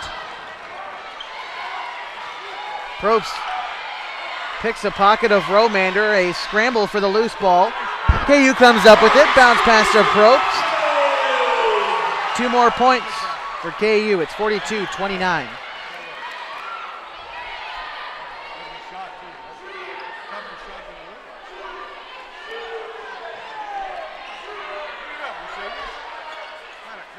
Three-pointer taken by Clemens. Passing it outside to Albers. She gets a shot. Rather, that was Charkins taking the shot before. Still in the third quarter, 42-29. Bustamante with it. Giving it over to Probst. Over to Wata. Now KU having a bit of trouble finding the inside. They've taken a few three-pointers. Jada Wells trying to get around Albers. Makes a step back jump shot, no good. Rebound Mahan, she's worked hard. Tries to find Probst, but that will go out of bounds.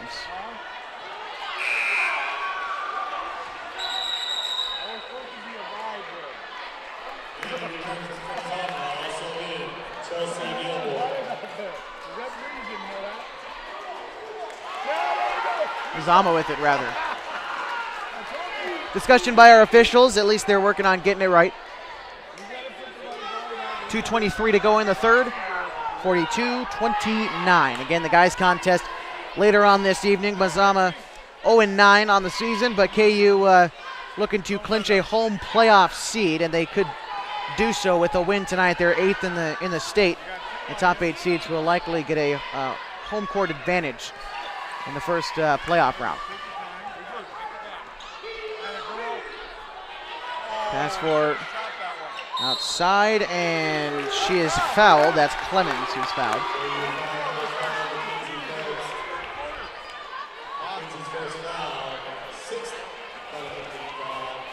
This game brought to you in part by Harbor Isles Tennis and Fitness Club. If you'd like to exercise in a professional, clean, and friendly environment, head to Harbor Isles Tennis and Fitness Club. With state-of-the-art equipment, 4 indoor tennis courts, 3 pickleball courts, certified personal trainers, and tons of group exercise classes, Harbor is the place to be. First free throw finds the bottom of the bucket for Clemens. And so does the second, 44-29. 15-point lead for Mazama.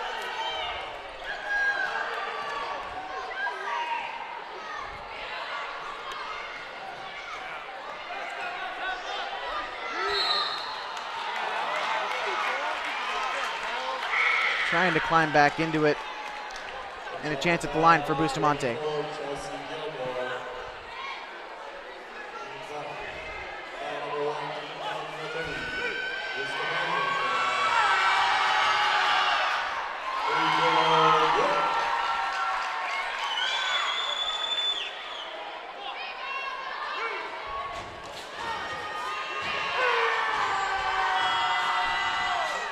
Second free throw is good. Bustamante goes 2 for 2 there.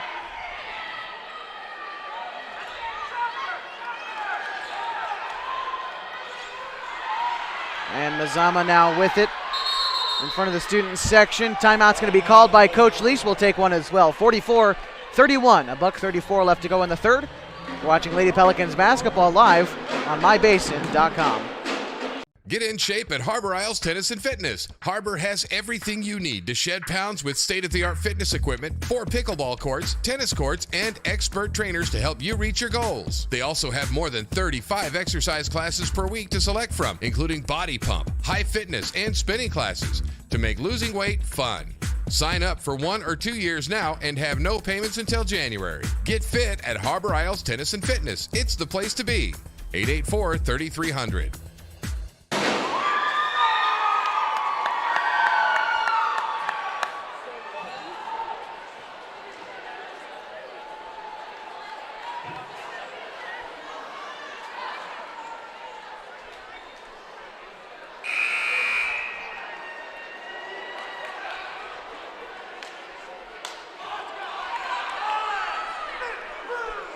Minute 34 left to go in the third quarter. Welcome back to Pell Court this evening. We're in the third quarter of a 13-point game. Mazama at 1 point leading by 15, and they will start with the basketball.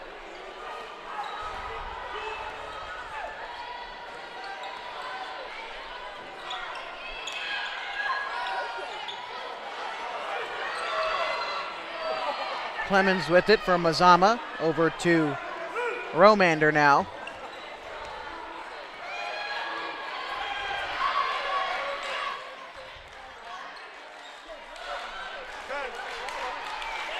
Inside to Gilmore and turned over. Mazama able to get the ball back inside to Gilmore, up off the glass. Scramble for the basketball, and a jump ball is called.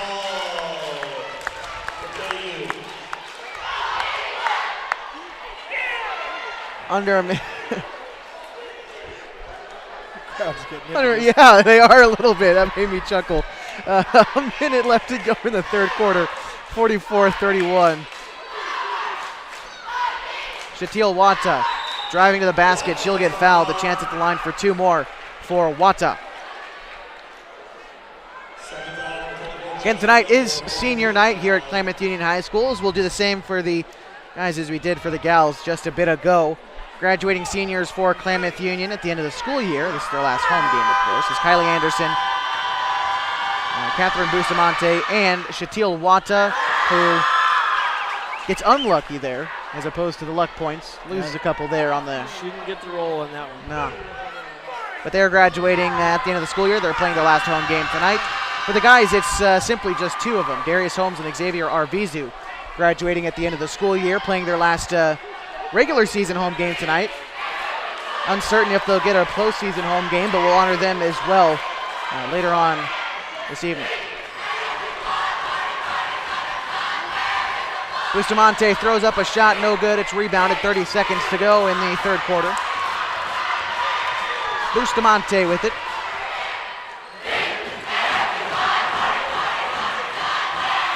Scramble for the basketball. It's a jump ball. You know, it's getting close to the main event when we hear the student section start challenging each other with pep chants. Yeah, that's one of the fun things about going to these games. You know, the stuff we hear from the crowd. Yeah. KU won the student section battle. How about that? The band's out there too, which is nice. They get the drums on the floor.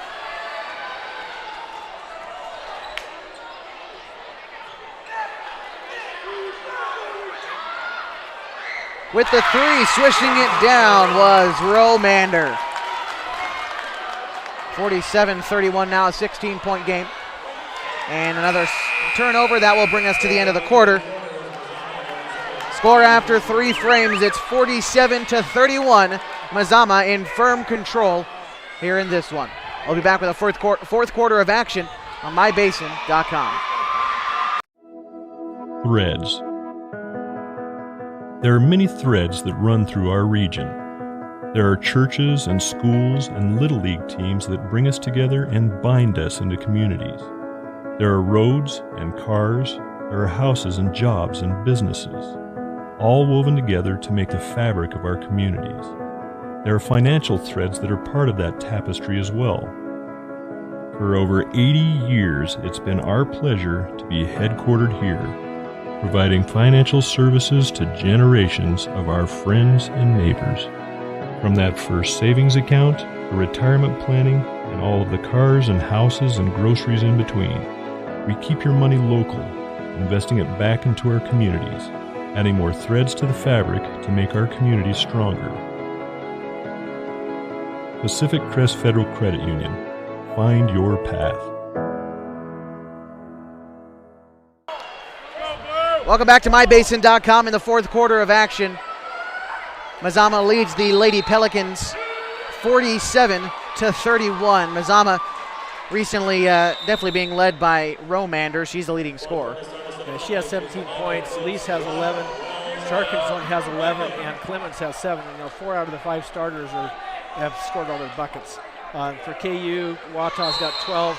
Bustamante has 5. Mahan has 4. She got both those in the second quarter, and a couple other KU kids have 2 apiece. KU will start with the ball. It's Anna Mendez getting it over to Wells. And bounce pass intended for Probst is going to be stolen away by Lease. And she will be fouled. And probably going to go against Jada Wells here. And that is the call. And in just a bit, we're going to be joined by the audience on 104.3 and 960 Sports, starting at about 7:20-ish, around there for the boys broadcast, which you can, of course, find right where you're looking on mybasin.com. If you'd like to share it around, some family might not be in town or want to watch senior night, feel free to share it around Facebook, Twitter, text it around, email it, whatever you want to do. Just make sure you do it. Just make sure that you do it, exactly.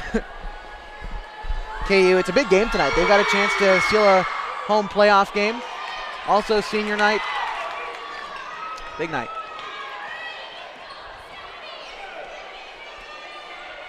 Take care of the ball,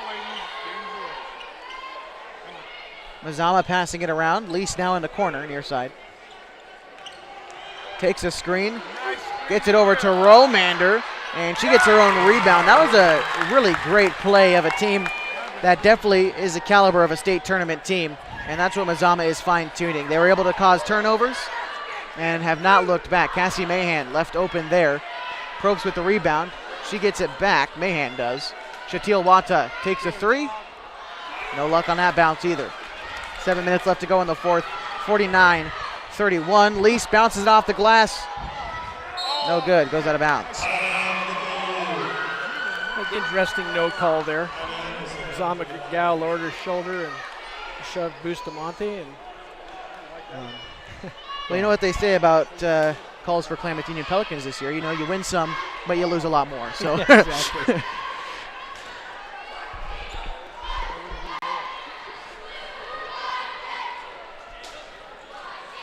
Anderson with it, tries to get it to Bustamante. It's broken up by the freshman Bailey, and Mazama comes away with it.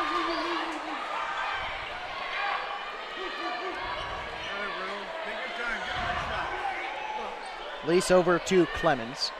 Clemens takes a screen, finds herself open. They decided to double team Romander down low, but she's found herself a way out of it. Lease with it now. Kennedy, spin move, drives to the basket. Ball goes out of bounds. Coach Lease is stunned that wasn't a foul. I can't really blame her. I kind of am too. Yeah. Half the crowd stood up, the Mazama half. Our coach up in arms a bit too. Not quite sure what transpired. It'll happen around here sometimes. We're in the fourth quarter, 6:09 to go, 49-31. We're going to take a break on mybasin.com. You got Lady Pelicans basketball, Klamath Union against Mazama. So my very fondest memory at an Abby's came in high school after we won a state championship in basketball, a moment we'll never forget. The very first thing we did, celebrated across the street at Abby's. And for us to just enjoy and savor the season and what we accomplished there, and that pizza became synonymous with this championship memory. It's great to have some of those just foundational, traditional spots that we can all go to and enjoy a great time. We're in the fourth quarter of a 49-31 ball game. 6:09 left to go in the final frame. But this is the first game that we're broadcasting live here on mybasin.com tonight as people are starting to file in for the main event later on this evening. The boys game going to start around 7:30. Should be a great one. Beck Klamath Union, they're playing good enough basketball recently to come away with the win. We'll see if they're able to do so. But right now, Mazama firmly in control with an 18-point lead on the girls' side. Lead 49-31, and they start with the basketball here. Kennedy Lease kicking it over to Romander. Romander on the far side. She gets around one defender. She kicks it over to Bailey, and whistle was blown. Foul called against Mahan, and Romander will go to the line and shoot for two.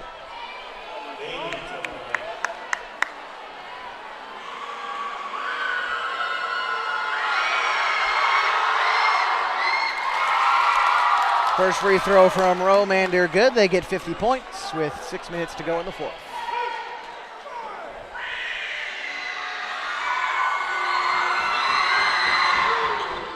Romander missing the second one. Rebound grabbed by Mazama. Shot goes up and it rolls around the rim and falls for Mercedes Charkins. Turning 2 points. Could have possibly gone off free throws, and it's 3 points instead off the putback. Shatil Wata drives the basket. She gets fouled.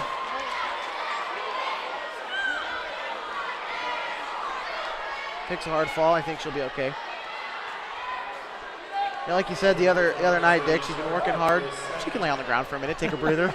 Take a little nap. Catch a couple of Z's. She hit the floor pretty hard. Hopefully she's okay.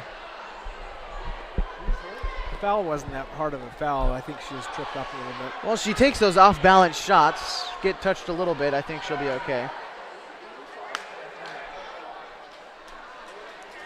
And Dr. Referee is out there seeing if she has a concussion. Oh, Lord. Well, she's got to shoot her free throws at least, so that way she can come back into the game.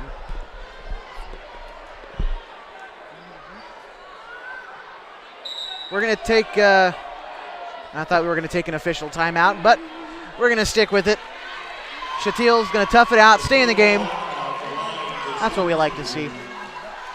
52-31. 21-point game.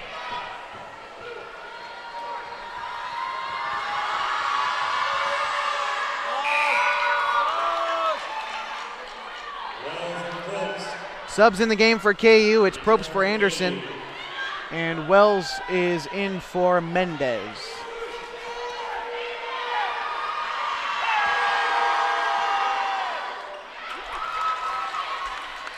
Mahan with the rebound. Wata moves to the basket, and a foul is going to be called against Charkins.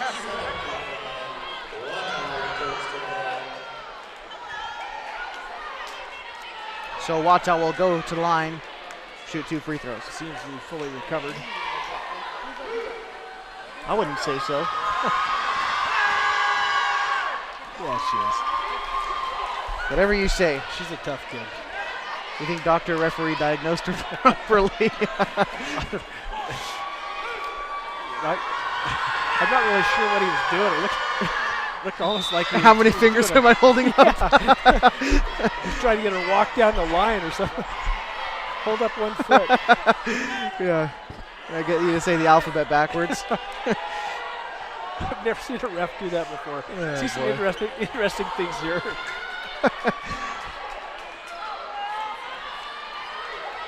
Romander with it for Mazama. She brings it up. It's 31-52.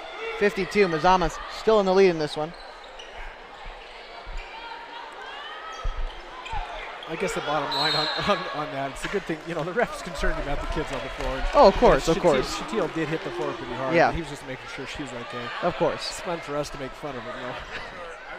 Well, we didn't make fun of Shatil for hitting the ground too hard. No, we didn't. No, we're making fun of No, the ref. exactly. I don't know if you want to be a cop in another life or what the deal is. Oh, no.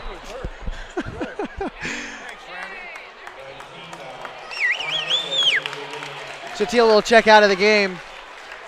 In comes Anna Mendez.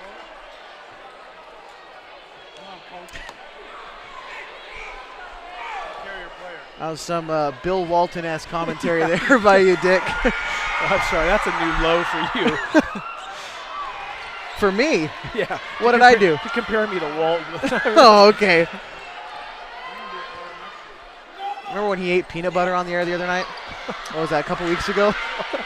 You don't remember that? I'm not going to go into it right now. I'll talk to you about it later. Okay. Bustamante with it. 5 minutes left to go in the fourth quarter of this one. Wells trying to back down Romander. Kicks it out to Mendez. Bustamante throws it up. Mahan with the rebound. Out to Mendez. Finds Catherine. 4.5 to go in the fourth. Probst over to Bustamante.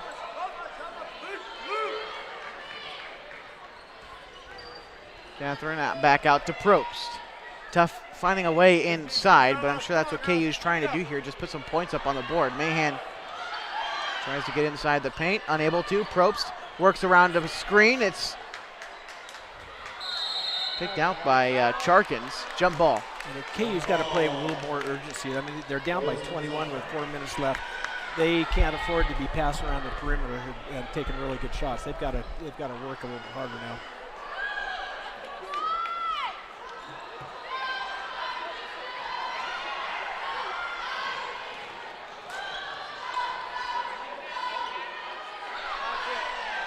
Deep shot taken by Romander.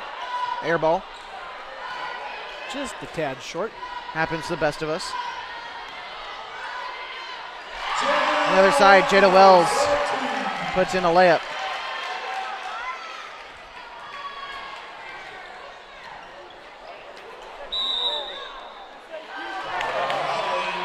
Travel called. Almost looked like it was supposed to be an alley-oop. I don't think any of these girls can get up high enough to slam it in the cylinder. You don't got to slam it for it to be an oop, I don't think. Make it nice. Make it look nice by just tipping the ball up and in, you don't think?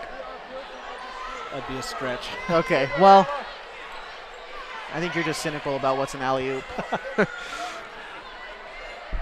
Probst with it now. Anna Mendez, Catherine Bustamante, Jada Wells, and Cassie Mahan, the 5 on the floor for KU. Bustamante in the near corner. 3 minutes left to go in this one. Tries to get it inside to Wells. It's saved by Mahan from going out of bounds, but ends up in the hands of Charkins. And same thing happened on the other side. Charkins saves it from going out of bounds, and Mahan snags it. Mahan, shot from mid-range. All right, she makes it look so easy. I don't know why she doesn't shoot more. You know, some players are just like that. She's really unselfish. She's got a good shot. She probably shoots 75% from the field, but she just doesn't take very many shots. I really wish she would. Well, she's only a sophomore, so a lot of room to grow as far as being aggressive and taking the big shot. Be interesting to see what kind of growth she makes as a player in the next few years. That one's stolen away from KU, or for KU. Probst with it. Tries to get it over to Bustamante, but it's taken away by Romander.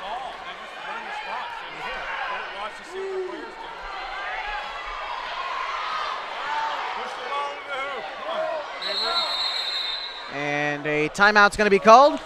We're going to take one as well. We're watching Lady Pelicans basketball live on mybasin.com. Hi there.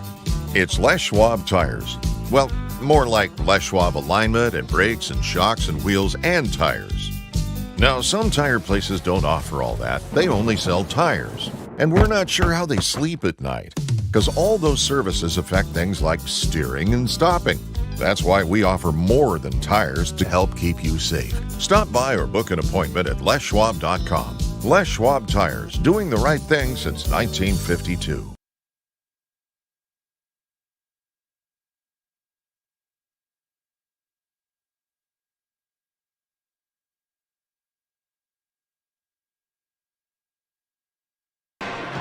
Two minutes left to go in the fourth quarter, 52-35. Live with HGV on mybasin.com. Lady Pelicans basketball. And we'll have the boys coming up here in just a bit. We'll carry the broadcast on 104.3 and 960 Sports on the radio as well. But still some basketball left to be played. 121 seconds left to go in this one. Mazama looking for their 7th win if they're able to hold on, which seems likely. They will grab that 7th win and secure a playoff berth in the Skyline Conference.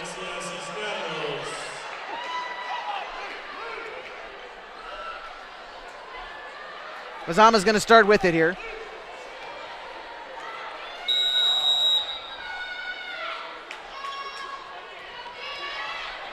Inbound pass to Clemens. Makes it good. 54-35.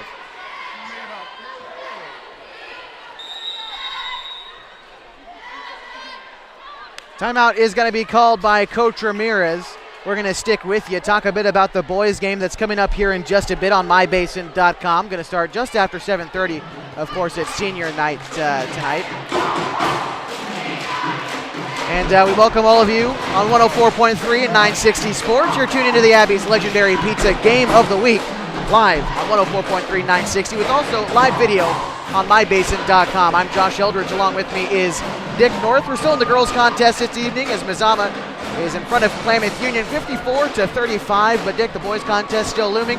Stadium's starting to fill out, and that should be a fun contest coming up in a bit. It's going to be a great game tonight. There's going to be a lot of intensity. KU's got some stuff to prove. They came off a tough loss last week against Phoenix. They want to secure home court advantage, I think, going to the playoffs. And so they're going to step up and play really hard tonight. It's going to be a really good game. This place is going to be wild because there's going to be so many fans in it. It's going to be a hard-fought contest, I think. Well, we'll chat more about it in a bit, but right now we've still got some girls basketball going on 104.3 960 Sports live HD video, of course, on mybasin.com. Anna Mendez, Mackenzie Probst, Caitlin Delaney, Jada Wells, and Cassidy Mahan, the five on the floor for KU as we are in the final 2 minutes of the fourth quarter. Bounce pass intended for Jada Wells, ends up bouncing off the foot of Kennedy Elise. Mazama in their blues tonight. Klamath Union, the white with the red shoulder and trim. Kylie Anderson and Catherine Bustamante will check back in along with Shatil Wata, Cisneros, and I'm missing last person on this roster, I think. I'm not quite sure. Yeah, that's, goodness. If I had the JV roster in front of me. She played the other night, and I forget the name. But, well, now I sound uneducated. Number 30, whoever it is. No, it's number, why can't I see the number? 15. She played on JV, or on varsity the other night when we were lacking of varsity players. You can check for me.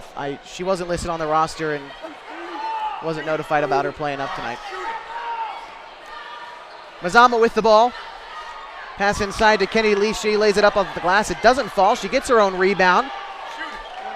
Kicking it outside to Spoon. She doesn't get it. Jeffries with the rebound for Mazama. They get it to fall. 56-35. KU now with it. Hicks. And Langley. Langley, that's who it is, Langley.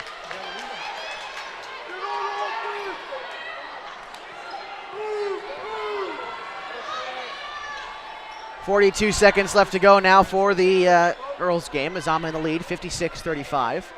They've got the ball. Dribbling it out is Gabby Spoon. She gets it inside the Jeffries. Nice pass. And a nice score for Mazama there.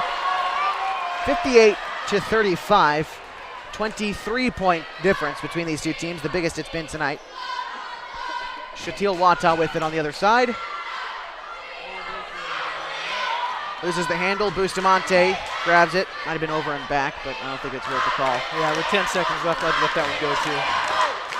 Deep three taken by Cisneros. Doesn't get it to fall. 5 seconds left to go. Kennedy Lease is going to dribble it out for Mazama. They win this one 58-35. They have clinched a playoff spot and will be heading to the state championship bracket. Not quite the tournament. We'll explain it coming up. As a final again, 58-35 on 104.3 960 Sports with live HD video on mybasin.com. Stay tuned. We'll break it all down and preview the guys coming up next. Threads. There are many threads that run through our region. There are churches and schools and Little League teams that bring us together and bind us into communities. There are roads and cars. There are houses and jobs and businesses, all woven together to make the fabric of our communities. There are financial threads that are part of that tapestry as well. For over 80 years, it's been our pleasure to be headquartered here, providing financial services to generations of our friends and neighbors. From that first savings account, to retirement planning, and all of the cars and houses and groceries in between, we keep your money local, investing it back into our communities, adding more threads to the fabric to make our communities stronger. Pacific Crest Federal Credit Union. Find your path. Hi there. It's Les Schwab Tires. Well, more like Les Schwab alignment and brakes and shocks and wheels and tires. Now, some tire places don't offer all that. They only sell tires. And we're not sure how they sleep at night, because all those services affect things like steering and stopping.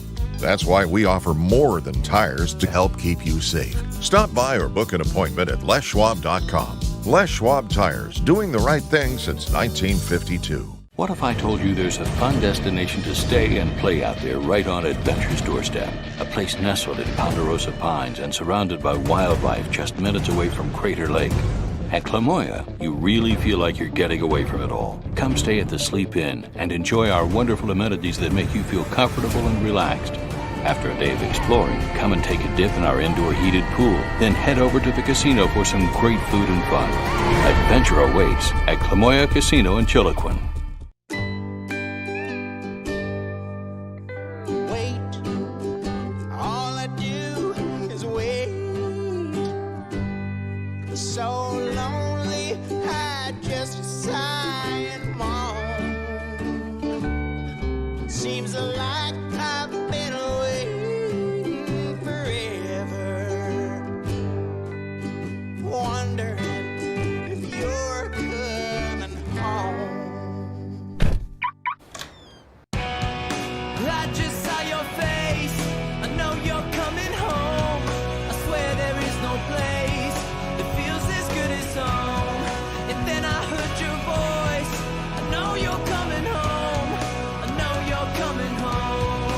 This is where unconditional love and immeasurable happiness reside. This is home. Coldwell Banker, where home begins.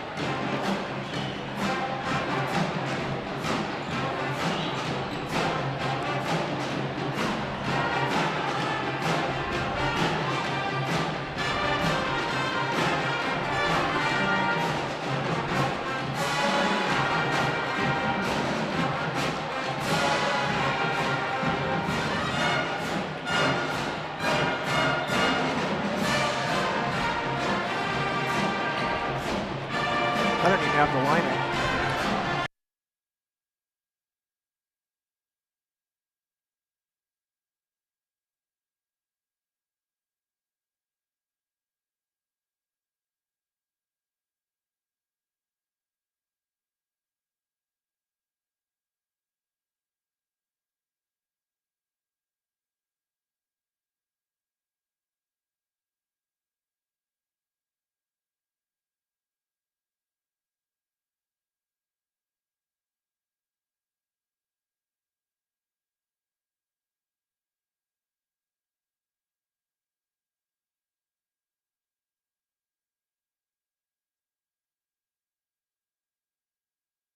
All right, we're back live on 104.3 960 Sports. Apologize for the issues there. We had a bit of problem on the radio side of things, but we've got things fixed. And again, we are back live.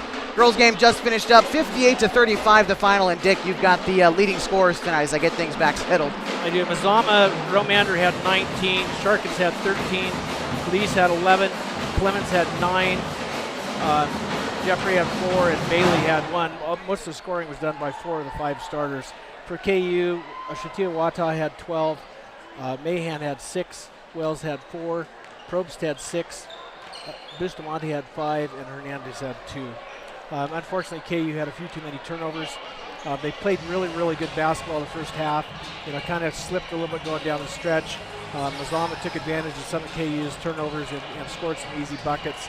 And then Mazama just heated up in the second half and started knocking down some outside shots, and then after that drove to the bucket and were able to score inside pretty easily. The seniors tonight for KU, I think they played quite well, especially Bustamante of Shatiawata, of course, and Mahan, not a senior, but she still played extremely well tonight and hard on defense, but I think KU can take away as, I think, a success. I think they played well, especially in the first half on defense. I agree with that. It's kind of interesting. You mentioned earlier, we weren't on the air, but you were talking about Mahan and mentioned she's only a sophomore. I think she's going to be KU's go-to player in the future. She's got a nice shot. She just needs to have a little more confidence and put up buckets and put up shots when she's got open looks. And I think she's going to have to step up next year. KU's going to lose a couple of starters. Obviously Shatiawata is going to be a huge loss. And so some of the other KU kids have to step up and take charge. And I think Cassidy Mahan is someone who can fill that shoe or those shoes. Final tonight, Mazama 58, Klamath Union 35. And with that win tonight, Mazama 7-3. They will be going to the playoffs. Unable to tell who they'll play yet, but they finished behind Hidden Valley in the Skyline Conference for the 3rd straight year. And congratulations to them. For Klamath Union Lady Pelicans, the season is over. But congratulations to all of them. Again, we'll go down their schedule, their league schedule one more time for you this evening and talk a little bit about their season. They opened it really tough. They lost 7 straight to open up the year to Hidden Valley, losing 84-39, their biggest margin of loss this season. They grabbed 1 win against North Valley, losing against Phoenix 82-43, and then to Mazama tonight as well. But Dick, I think overall this season you're losing those seniors and you still got a lot to look forward to. This team never gave up. They showed a lot of heart throughout the whole year, and again, that's something you could take away easily as a positive moving into the next season. Coach Ramirez has a lot to build on in this program, and kids can score, they can play defense, and we know that they have it in them. They do. They always work hard. Their defense is really good. They kind of get tired, I think, a little bit, and make some mistakes. If Coach Ramirez can work on them and get them to turn the ball over a few less times a game, they'd be right up there with any other team in the Skyline. She has to be happy with the improvements they've made. I mean, based on the game tonight versus the first one we watched earlier in the season, there's a huge difference. Again, the seniors we are losing tonight. Shatiawata, it's going to be tough to replace her output. We'll talk about that in a minute. Bustamante, great 3-point shooter, and Kylie Anderson, who we haven't said very much as far as in the scoring column this year, but always playing tough on defense and been able to pass the ball nicely. And it's going to be tough to replace those girls. You mentioned Mahan, likely going to step up. Jada Wells likely going to step up. Mendez, also only a sophomore. She's found herself in the starting lineup quite a bit. And again, just to read it, a lot to build on, even though you finished 1-9 this year in league. That's right. I mean, it's a tough season if you look at it on paper, but overall, I think it was a good learning season for these kids. Like we mentioned, a lot of them are pretty young, and so they've got a ways to go, but they've got plenty of time to do it too. And as we move on, once again, the final score of the girls' game this evening, 58-35, Mazama with the win here. We can kind of transition now, talk about the boys just a little bit. It is senior night for them, losing 2 key guys at the end of this season, Xavier Arvizu, Darius Holmes as well. And we'll honor them here in just a bit on senior night. We'll get their parents out here and all that stuff as well, not presented by, but PA done, of course, by Rob Kaufman. And we'll get that for you here in just a bit. But KU on the verge of clinching a home playoff game. They're ranked 8th in the state. It's going to be a big game for them tonight. Darius, by the way, rocking the cornrows, which we haven't seen this year. So maybe an elite change of pace. You get new shoes for the big game, that kind of thing. And hopefully, I think they're good enough to come away with the win tonight. Oh, I think so, too. Again, we've talked earlier about what a tough loss they had with Phoenix. Phoenix was shooting lights out from 3-point land and farther. Shot close to 70%. I don't expect Mazama to do that tonight. I would look for a good game out of Cook. Also, Short and Holmes. If Arvizu knocks down a couple of threes early on, that's going to open up underneath for the big guys, and that could be a key. Turnovers again are key. So big Katie's guys, gotta take care of the ball. definitely the big guys going to work. Mazama 0-9, and Klamath Union looking for their 7th win of the league season, a chance to potentially claim a home playoff berth. And we're going to turn it over to Rob Kaufman for senior night this evening.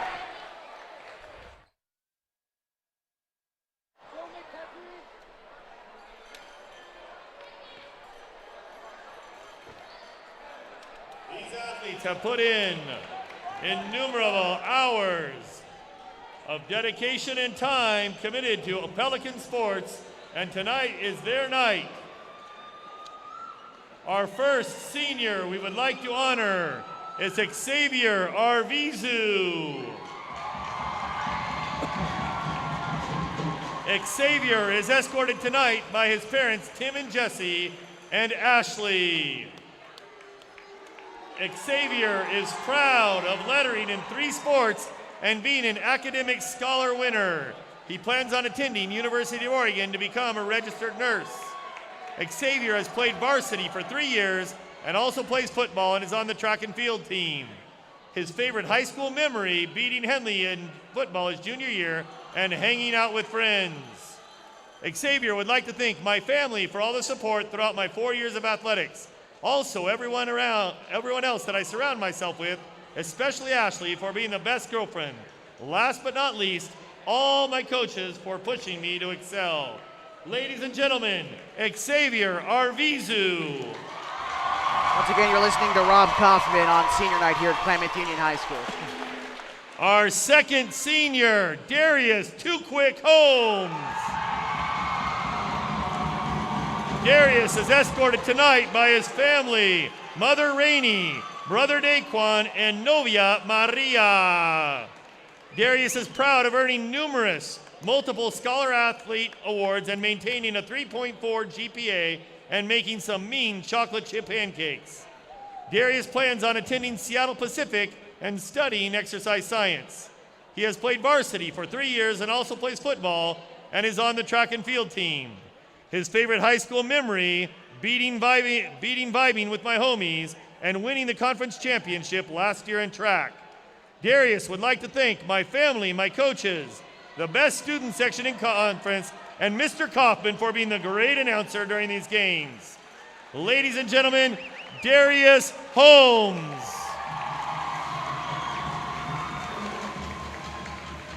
Let's give one more round of applause for Xavier Arvizu and Darius Holmes.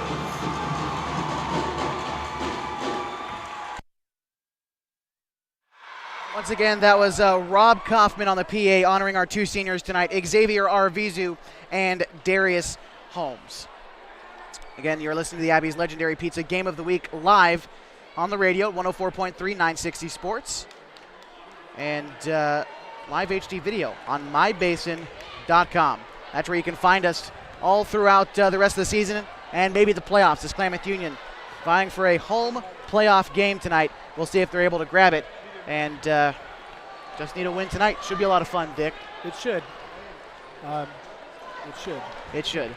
Great analysis. Sorry. That's all right. That's quite all right.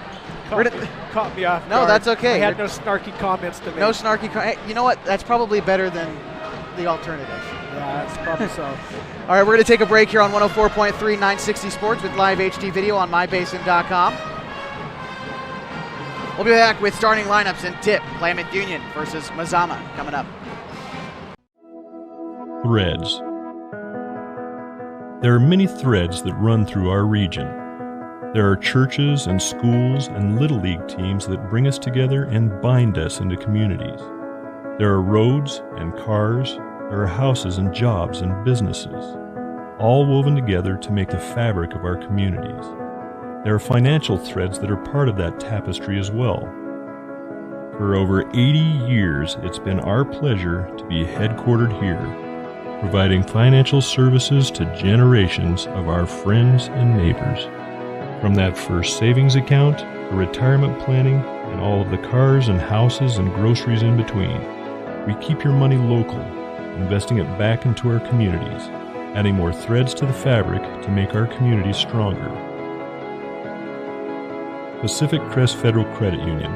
Find your path. Hi there. It's Les Schwab Tires. Well, more like Les Schwab alignment and brakes and shocks and wheels and tires.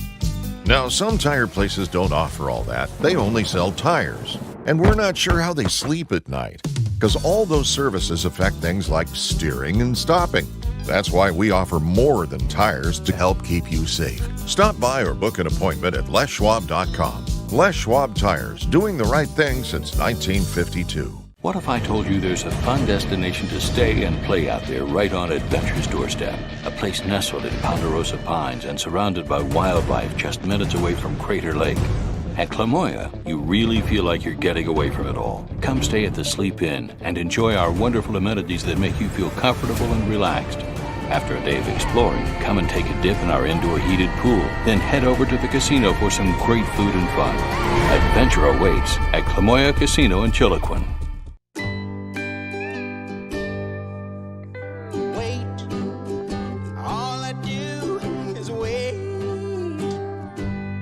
So lonely, I just sigh and moan.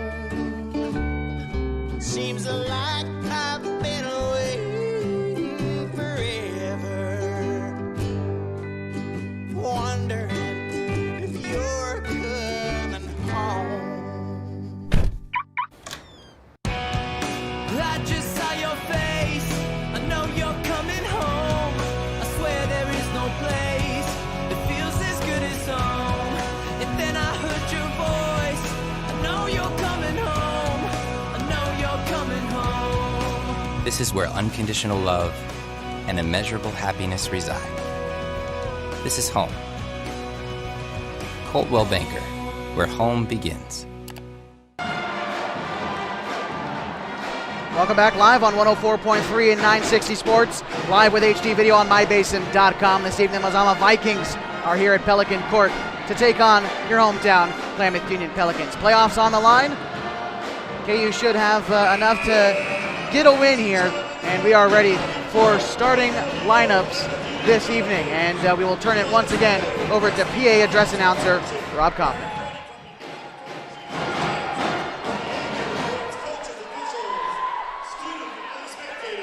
Here is public address announcer Rob Kaufman for starting lineups.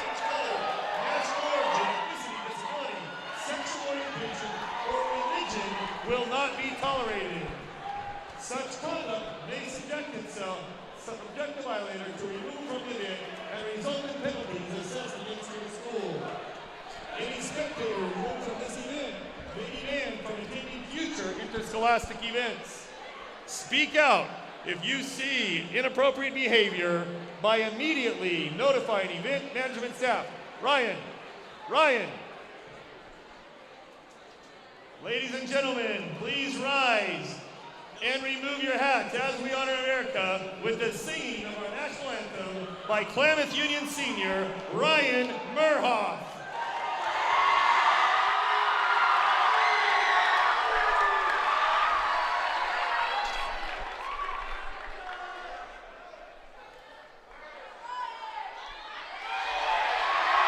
Ryan's going to be singing the national anthem. Here he comes, everybody. He's on his way, almost ready to go. Star Spangled Banner sung by Ryan Merhoff.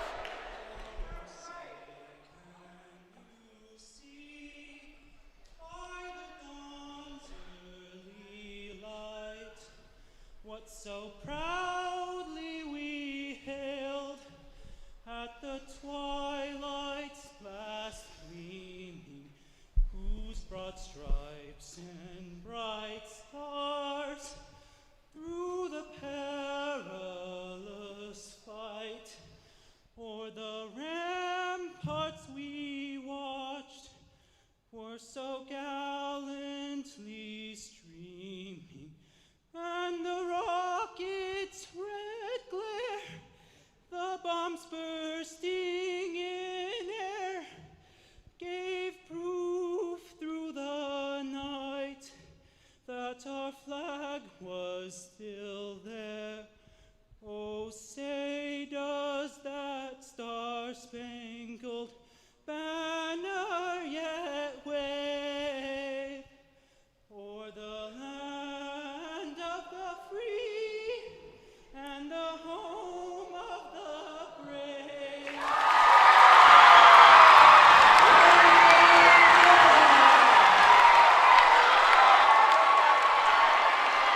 Means we are ready for your starting lineups this evening.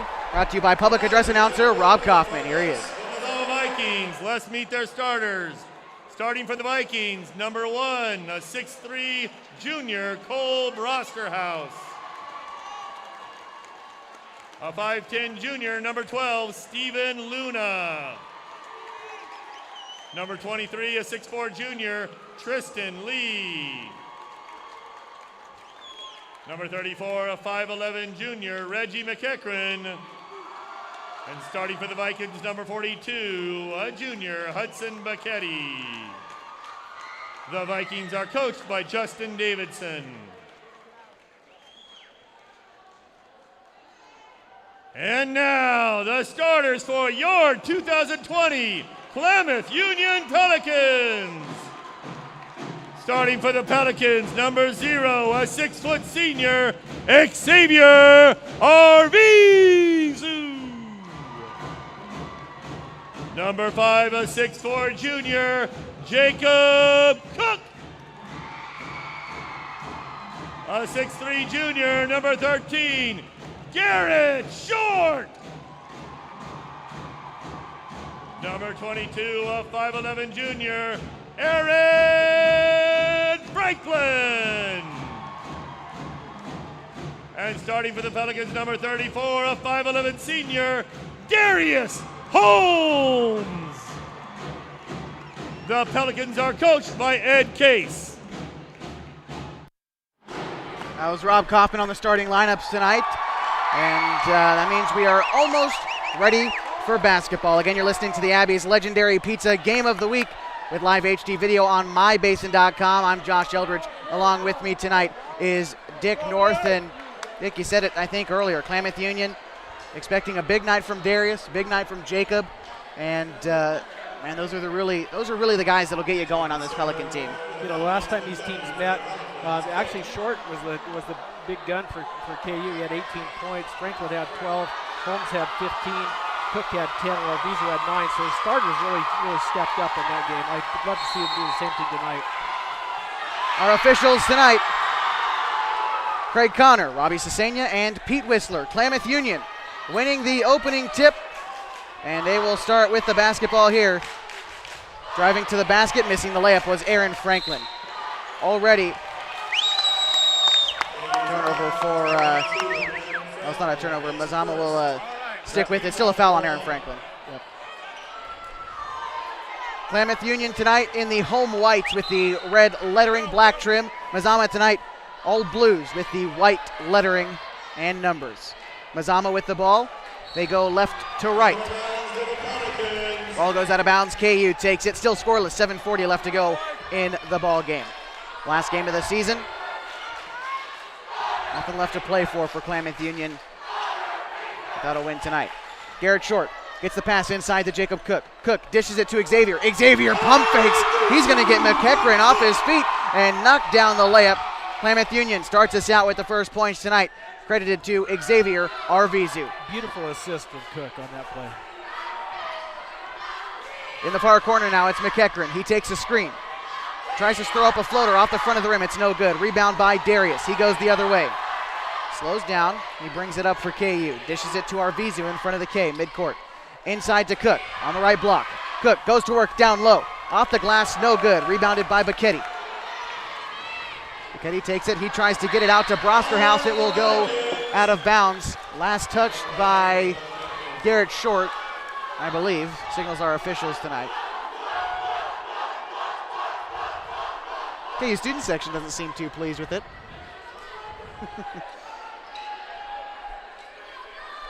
Inbound pass to Lee. Lee now to McEachran. On the right side now, it's Brosterhouse, rather the left side. And now back to Bacchetti. Bacchetti getting it over to Lee. Lee drives into the paint, gets Short off his feet, fights through the contact, throws up the layup. It's off the back of the rim and out. Ball goes out of bounds after the fight for the rebound. Last touched by Cook. And Mazama will stay with it. Still looking for their first point. 6:37 to go in the first. Inbound pass from Luna. Luna is able to get it to Lee. Lee on the left side goes to work against Cook. Cook gets a hand up. He swats it away. Goes out of bounds. Jacob Cook getting his team excited early. Great defense being played by the Pels. They've knocked the ball out of bounds 3 times on this possession, but Mazama has been able to hold on to it. No turnover forced yet. KU's defense is just really good right now. The inbound pass is stolen away by Darius Holmes. Holmes one-on-one in the fast break. Reverse layup, it will fall. Darius Holmes. 2 points for him. Our 2 seniors tonight get the first 4 points for KU. 6:20 left to go in the first. All right, now it's Stephen Luna on the other side. He dishes it off into the left corner to McEachran. McEachran back over to Lee. Lee down inside, gets everyone off their feet and is fouled as he tries to draw the contact. I think going to be charged to Aaron Franklin. That's already his 2nd foul. And we're likely going to see Taylor check in. At the line for Mazama is Tristan Lee. See if he's able to break this scoreless game, and he will. He'll knock down the first free throw. It's 4-1, Klamath Union, just like we thought. Taylor is going to check in. The junior, standing 6'1", is going to check in for Aaron Franklin. Second free throw will rattle home. It's 4-2 after the couple of made free throws there from Lee. All right, KU on the other side now. Arvizu gets it inside to Cook. Cook at the penalty stripe kicks it back out to Darius. Darius handling it at about 22 feet out. Tries to drive the lane, kicks it out to Taylor on the left side. Arvizu now with it, getting it over to Darius. Darius still left side of the 3-point arc. Now to Jacob beyond the key, kicks it to Christian. And back to Garrett Short.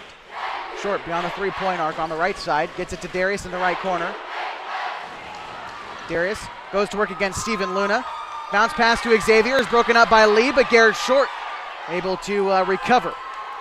Darius Holmes with it now, gives it to Xavier. Xavier drives the paint, kicks it out to Taylor. Taylor takes an open look from 3 off the back iron, no good. Cook with the long rebound on the right side in the double team. He tries to get it to Darius, it will go out of bounds. Last touched by Stephen Luna, so KU will stay with it. Good hustle by Cook, getting that long rebound. He wasn't in position to, but he's able to find it. You know, the kid gets just beat up. You just have to admire him. Yeah, he does. They push him all over the court. They grab him, kick him. Haven't bitten him yet, I don't think, but I expect to see that in this game too. Inbound pass goes to Taylor. Taylor to Darius. He takes an open 3. It hits the glass, doesn't fall.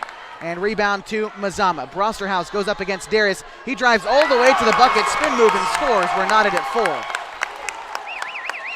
2 points for Brosterhouse, and KU bringing it up now. That's Garrett Short. He gets it to Taylor. Taylor can't handle the pass. Turnover. Bichetti to the basket. Taylor gets a hand on it. I believe it'll go out of bounds. And I believe possession's going to go to KU. Taylor redeeming himself there. Missing the pass. Wasn't any heat on it, but got the block on the other side. All right, he inbounds it to Short. Short is going to take it up for the Pels. We're knotted at 4 with 4:46 left to go in the first. Jacob Cook at the left elbow, going inside against Bichetti. Nice move to the basket. He'll get fouled, and Cook will get sent to the line for 2 free throws here. Jacob Cook on the season so far, let's get this right, I believe he's a 67% free throw shooter, and he is. Averaging 13 points per game, and has been deadly. He's their third highest percentage guy from the line, only behind Franklin, who's 71%, and Holmes, who's 69%. But Cook getting the first one there, and his second one on the way. Jacob Cook's second free throw finds the bottom of the bucket as well. 6-4. Cook with a pair of points there and gives Klamath Union the lead. All right, Stephen Luna with it on the other side. Luna goes to the bucket. Cook doesn't even have to jump to get that block. Swats it away, and Cook hacked a bit down there. A foul is going to be called. It's going to go against Stephen Luna for Mazama. Short will stay with it. Jacob Cook averaging 3 blocks a game. He got his first one there. An illegal screen, I believe, going to be set by either, it's going to be Christian Taylor with the foul. That's his first. Third team foul for Klamath Union. They lead 6-4 with 4:20 left to go in the first. Stephen Luna taking it up for Mazama. He's greeted by Taylor at half court. Luna oops it into Brosterhouse. fights through the contact, unable to get it to fall. Darius with the defense. Taylor with the rebound, had himself in transition, but Bacchetti picks his pocket. Now Brosterhouse on the other side throws up a floater. We're knotted at 6. Brosterhouse has got 4 points tonight. And a double foul called against, I'm not quite sure what. They called a foul on Short and also on somebody from Mazama. I'm not sure the second foul is on. So it's a double foul. KU will start with it after the double foul. Taylor takes the inbound pass from Short. Over to Arvizu now, just beyond the key, about 20 feet out. Over to Darius. Now to Taylor on the far side. Taylor gets it to Darius. Darius spins around Luna, drives the paint, throws up the layup. It doesn't fall. Darius took a lot of contact there, and now it's Luna in transition for Mazama. Kicks it over to Brosterhouse. Brosterhouse backs Garrett Short down, and he will travel before throwing it up.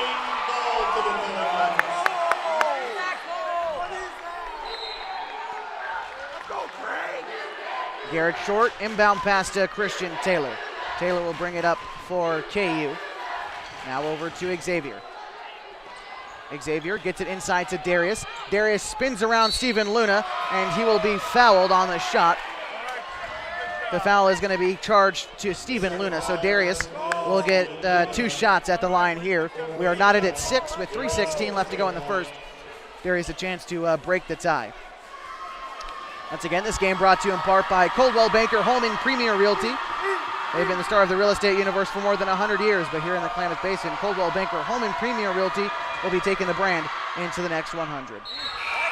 Coldwell Banker Home and Premier Realty will always be locally owned and nationally known. Let them be the star that guides you home.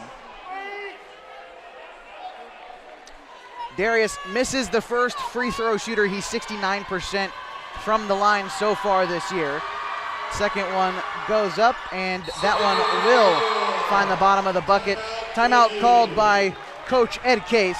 We are going to take one as well. It's 7-6, 3:16 left to go. Klamath Union in the lead. You're listening to the Abbey's legendary pizza game of the week, live on 104.3 and 960 Sports with HD video on mybasin.com. Hi there. It's Les Schwab Tires. Well, more like Les Schwab alignment and brakes and shocks and wheels and tires. Now, some tire places don't offer all that. They only sell tires. And we're not sure how they sleep at night, because all those services affect things like steering and stopping. That's why we offer more than tires to help keep you safe. Stop by or book an appointment at leschwab.com. Les Schwab Tires, doing the right thing since 1952. All right, we're back live on 104.3 960 Sports with HD video on mybasin.com. Mazama starts with the ball out of the break. They trail the Klamath Union Pelicans 7-6 with 3:10 left to go in the first quarter. All right, Brosterhouse down low. He tries to dish it to Bacchetti, but it will go out of bounds. Last touched by Taylor, so Mazama, it will stay with it. We saw a double foul called before we took the last break. Garrett Short and Cole Brosterhouse. Didn't quite see what the call was. Might have been John a little bit. We'll see if that develops into anything. The inbound pass goes to Brosterhouse. Brosterhouse spins around Darius Holmes, lays it up off the glass, and that one will fall. It's 8-7. Mazama takes their first lead of the night off the 2 points from Cole Brosterhouse. He's got 6 tonight. All right, Garrett Short on the other side. Gets it to Cook. Back to Garrett Short. Short gets an uncontested look from 3. He throws it up and doesn't get it to fall. McEachran driving the other side. He throws up a floater, knocks it off the glass, and that one will fall as well. 10-7, 3-point lead for Mazama. KU looking to answer back. Cook at the penalty stripe, kicks it out to Darius. Darius takes a 3, catch and shoot, no good. Brosterhouse with the rebound. Now Mazama with it. Brosterhouse walks up, takes a 3 off the front of the rim. That's no good. Rebound Garrett Short in the paint. Short tries to get himself some easy points. He loses control of that one. Last touch by Mazama as it goes out of bounds. And it's going to be hit by Bacchetti. No, what? Yeah, that was a call. Bacchetti took it out of bounds. That's questionable at best. And at worst, it's wrong. Mazama will start with it. McEachran goes the other side and gets fouled on the shot. He'll shoot for 2. It's a foul call on short. So McEachran will go to the line here. He's already got 2 points tonight. A chance to add 2 more and extend this lead now to 5. Vikings lead by 3. First free throw will miss.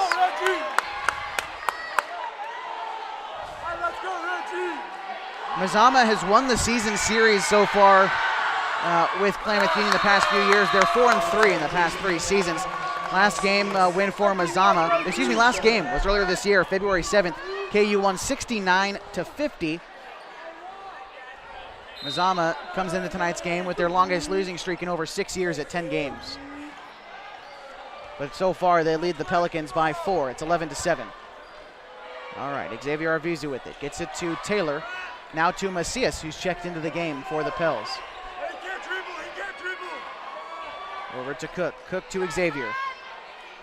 Xavier back to Cook beyond the key. Back to Xavier.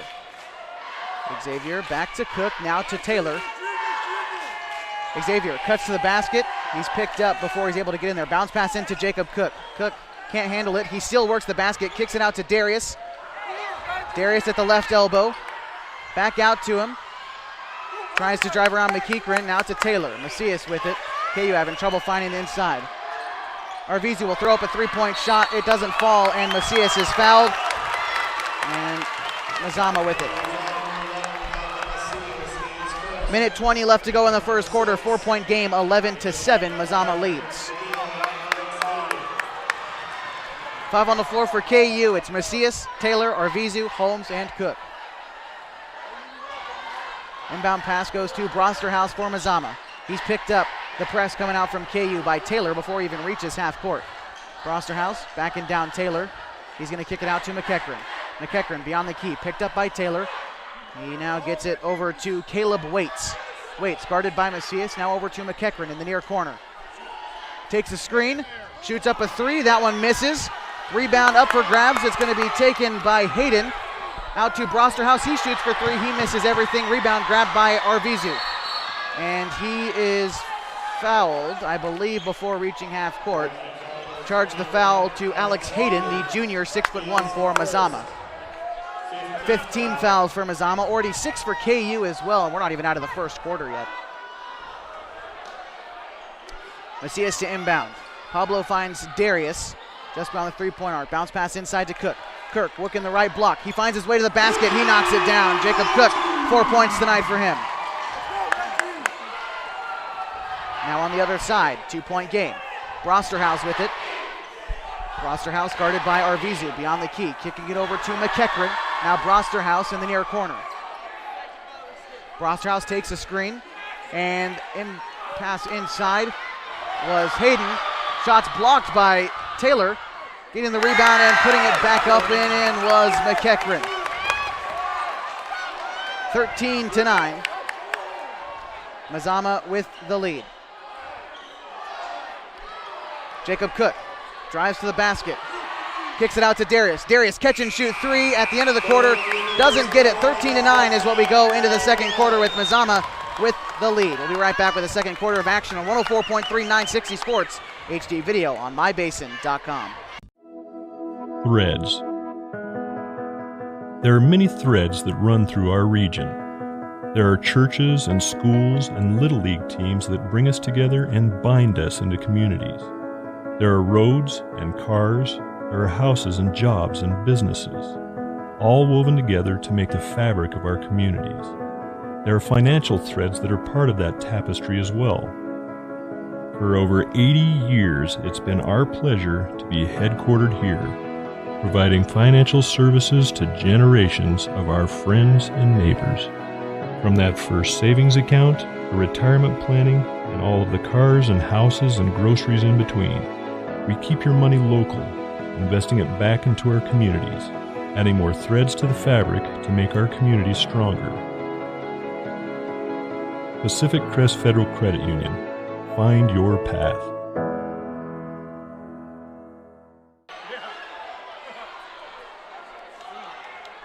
We're back live in the second quarter of action on 104.3 and 960 Sports. Live HD video, of course, on mybasin.com. All right, here we go. Mazama with it. Cole Brosterhouse works inside. He will travel to score 13-9 after the first quarter. Mazama has played breakneck speed. They've played fast. They outscored us by 4 in the first quarter, but KU definitely not worried yet. Macias with it. He finds Arvizu. Arvizu over to Taylor. Taylor now to Macias, beyond the key. Macias finds Arvizu. Arvizu takes an open three. That one in and out. Unlucky bounce there. Would have made it a one-point game. Mazama now on the other side. Waits with it on the far side. Waits gets it back. Dishes it to Bacchetti. And he will knock it out of bounds. KU ball.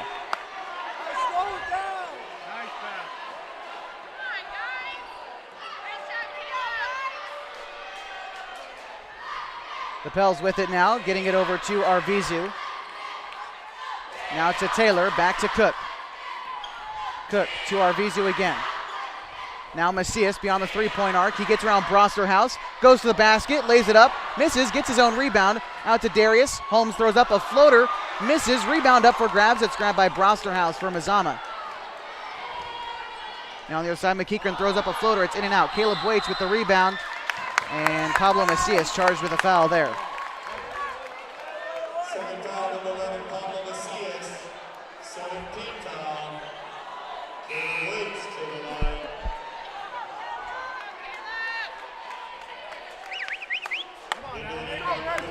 Darius Holmes,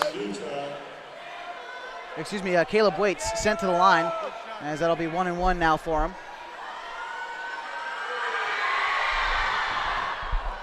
He misses it. Arvizu with the rebound.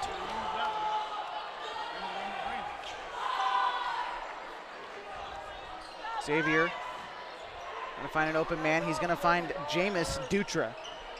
Checked into the game. Cook goes to the basket. He fights through a lot of contact to knock that one's points tonight. On the other side, McEachran tries to get it out, but Cook takes away the pass. Another turnover for Mazama. Take the lead for KU. Macias with it now. He tries to get it inside to Cook and does. Cook back outside to Macias. Long range three from Pablo and it rattles home. Low from about 22 feet out, knocking down that three-pointer and giving KU the lead back. On the other side, it's Caleb Waits with it. Brosterhouse on the right corner. Takes a screen, takes a shot at the right elbow. It bounces off the glass, no good. Save. No, Macias will take a step out there.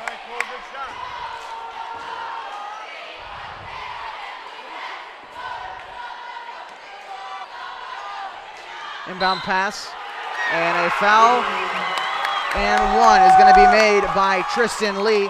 Mazama will take there, and a chance to get it back to a two-point game. Checking out of the game was Christian Taylor, and in will be Garrett.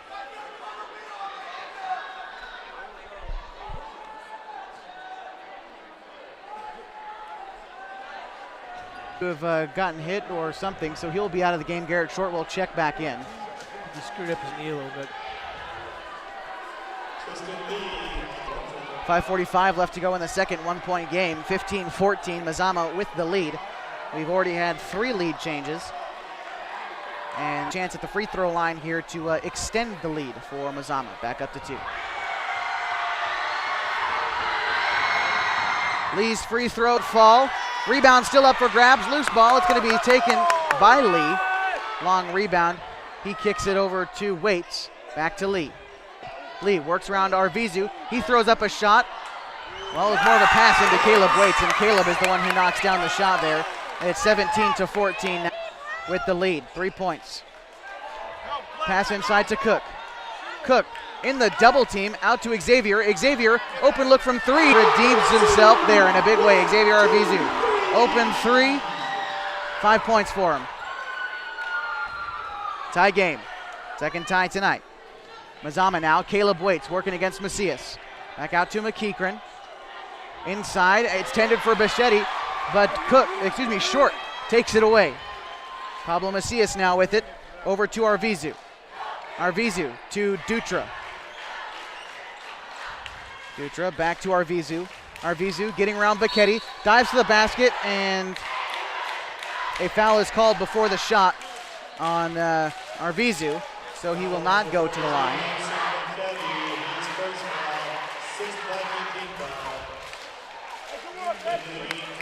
Sixth Mazama team foul. The 5 on the floor for the Pels. It's Macias, Short, Cook, Dutra, and Arvizu. And Macias will inbound just to the right of the basket at the baseline. Macias gets it over to Arvizu. Arvizu, fadeaway jump shot. Banks it off the glass, it doesn't fall. Dutra with the rebound. It's stolen away by Steven Luna for Mazama. Luna behind the back pass. It's blocked by Jacob Cook. Brosterhouse with the rebound, it doesn't fall. Jacob Cook steals it away and takes a lot. Yeah, they're fighting for it. And it's going the other way. What a series of plays there for both of these guys. The effort for both teams is undeniable on a series like that. That was amazing effort by Jacob Cook. You know, he went up, got beat up on his way up to get that board, got hammered after he came down, was able to fight, keep his hands on it. Good job by Jacob Cook. And after that, we're going to have a timeout. Coach Davidson wants one for Mazama. We're knotted at 17, 4.5 to go in the second. You're listening to the Abby's Legendary Pizza Game of the Week, 104.3, 960 Sports, HD Video, mybasin.com. Get in. And we're back with live HD video on mybasin.com on the radio, 104.3 and 960 Sports. Jacob Cook makes his first free throw as he is at the line for making his first one, and he'll get another one here. Cook's second free throw is good, 19-17. Mazama on the other side, an open look at the basket for Lee. He gets time to look at it, doesn't get it, rebound Garrett. And he will take it for KU. They lead by 2 with 4:10 left to go in the fourth. Short takes it all the way to the basket. He misses, gets his, throws it back up, misses, his own rebound again, and he is finally fouled. Charge it to Steven Luna, and Cook, Short, will be sent to the line. He will go for 2. This game brought to you in part by Les Schwab Tires. They know winter weather can, but Les Schwab has the right tires to get you where you need to go safely. Home of the best tire value promise in Klamath Falls and Merrill, doing the right thing since 19.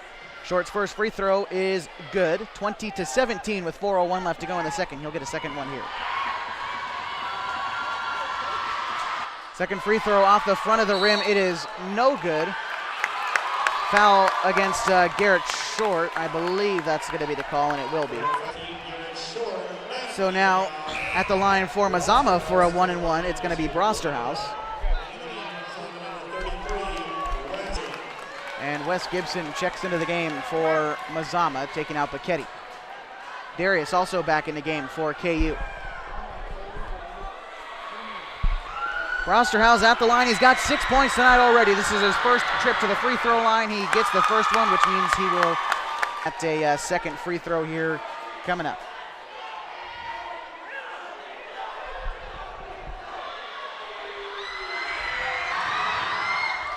Makes both of them, does Brosterhouse. It's now 20-19 KU. Darius Holmes loses a hand over to Macias. Pablo takes a 23-footer and knocks it down for 3. Macias 6 points tonight, all on 3-pointers.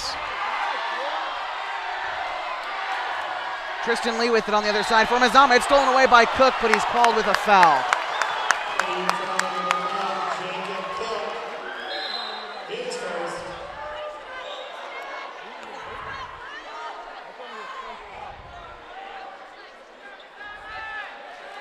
And we're having a discussion. Coach Case is discussing something with our officials. I'm not quite sure what it is. I think they're discussing whether or not that was Cook's first foul.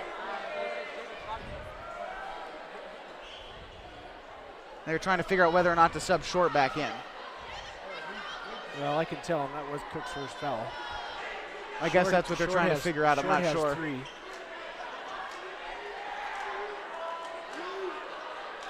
Gotta love the confusion. Yeah, Whistler's looking up in the crowd for help. Well, he's looking to Kaufman, I think. I don't know where Rob just went. Needs to look over here. I'll tell him what to do. Give the ball to KU. Give the ball to KU. By the way, if you heard it, student section cheering out in Pablo Macias. He's hit 2 big three-pointers so far. One to take the lead a bit earlier and one to extend the lead just now. Yeah, it's amazing. You know, he's not taking it from 25 feet or 20 feet. He's taking it from about 22 to 23, so he's stepping out a little bit farther. He's got a good shot. He's really super fast. He's like Darius Holmes, except he doesn't jump quite as well. And, you know, hopefully he'll just keep doing it, keep knocking down threes. That'll open this game wide up for KU. And for a guy, a game on senior night tonight, Pablo is a sophomore. He's a sophomore, so chance to show what he's worth, maybe replace one of these seniors on next year's roster. Either way, we figure it out. First foul on Cook. Still Tristan Lee at the line for Mazama. He's shooting 2 as that was KU's 10th team foul. So the first one misses. He'll still get another chance here. And for Tristan Lee, he's got 4 points tonight. And his second one at the line will find the bottom of the bucket. 3-point game. KU working quickly, getting it to Jameis, back out to Darius as they work quickly. Pablo now finds Xavier. Xavier takes a 23-footer. That one doesn't fall. Mazama with it now. 3-point game, 3:25 to go in the quarter. Into the game now for Mazama. It's Aiden Smith. Smith swinging up from junior varsity. He passes it to Brosterhouse. Brosterhouse working inside at the right elbow against Darius. He kicks it out to Caleb Waits. Back out to Brosterhouse.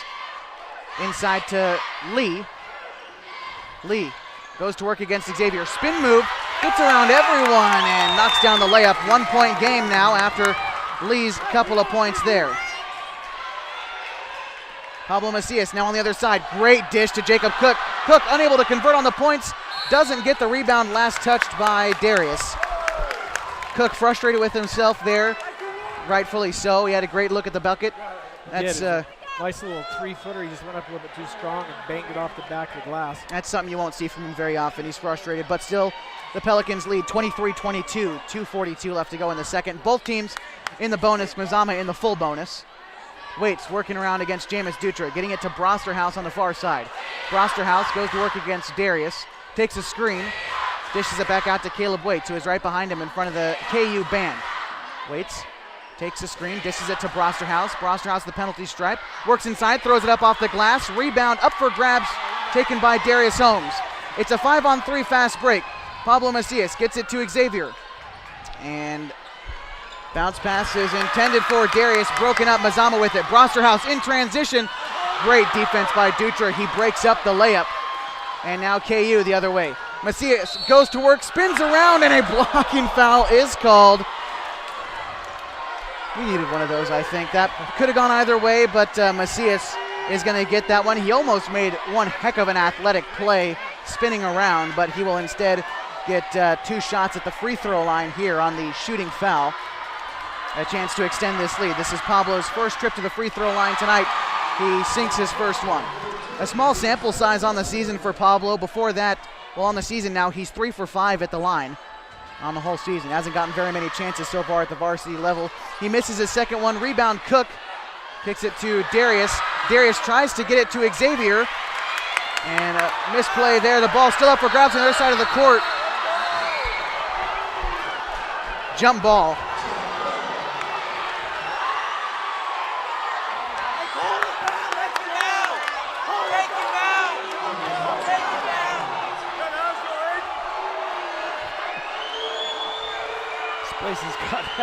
This place has gone crazy.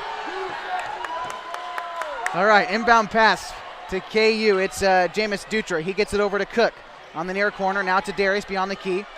Over to Xavier. Xavier, he drives the right side, throws it off the glass, no good. Rebound, Cook. Cook will be fouled. He will shoot at the line. That brings him into the full bonus. So Cook, 2 shots at the line here. And that play, I didn't do a great job of describing it, but the ball went loose. Aiden Smith from Mazama was on the ground, and all 5 Pelicans were on top of him, vying for the ball. It was a jump ball, and this place went bonkers for it. Cook's first free throw rims out, no good. Checking into the game for Mazama, in for Aiden Smith, it's Reggie McEachran. And Jacob Cook, second free throw coming up. That one is good. Cook, pretty consistent from the line. It's 25-22, three-point game. KU leads with 1:33 left to go in the second. McEachran with it, going against Jameis Dutra. Splits the double team, spin move, fade away, and it doesn't fall. Rebound up for grabs, last touched by McEachran as it goes out of bounds. So KU will take possession of the ball here.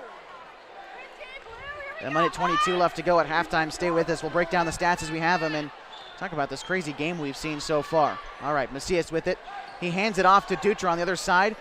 Arvizu, top of the key, drives the lane on the right side, and he got Wes Gibson in the air on that pump fake. A great job. He makes the layup, 27-22.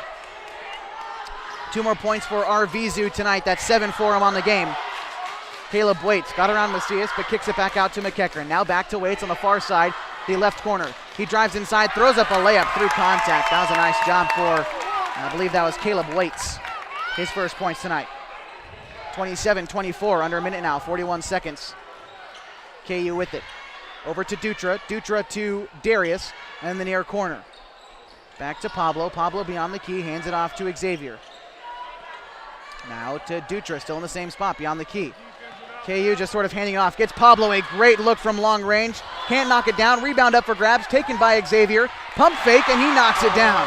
Xavier's pump fake has been undefeated tonight. 2 more points for him. That's 9 on the game. And 29-24. Mazama with it now. It's Tristan Lee in the near corner. 5 seconds left to go. He gets it in, kicks it back out to Lee. Lee drives the basket, doesn't get a shot off before the buzzer. I guess he didn't know how much time was left. 29-24, the score going into halftime. It's been high-octane basketball all the way. Exciting stuff, and we'll break it down for you. Coming up next on the halftime show, 104.3 and 960 Sports, live HD video on mybasin.com. Don't go anywhere. Threads. There are many threads that run through our region.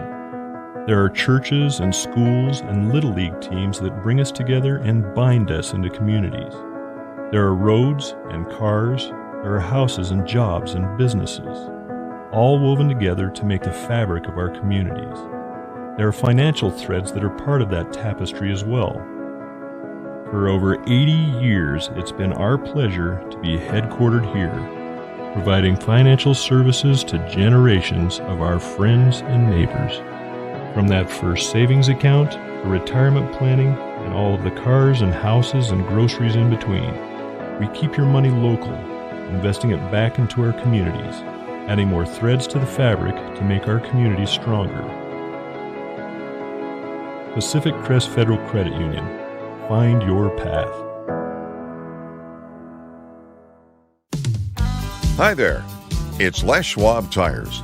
Well, more like Les Schwab alignment and brakes and shocks and wheels and tires. Now, some tire places don't offer all that. They only sell tires. And we're not sure how they sleep at night, because all those services affect things like steering and stopping. That's why we offer more than tires to help keep you safe. Stop by or book an appointment at leschwab.com. Les Schwab Tires, doing the right thing since 1952.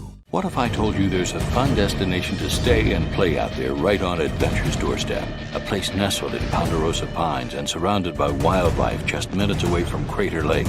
At Klamoya, you really feel like you're getting away from it all. Come stay at the Sleep Inn and enjoy our wonderful amenities that make you feel comfortable and relaxed.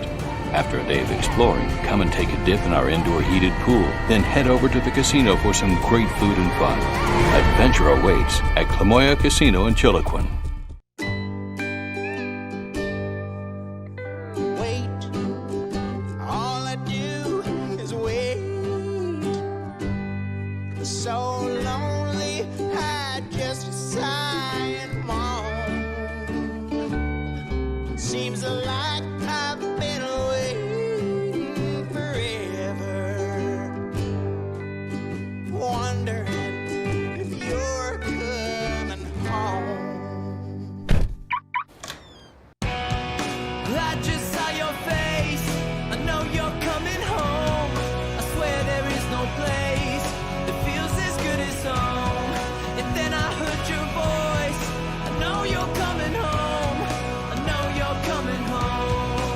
This is where unconditional love and immeasurable happiness reside.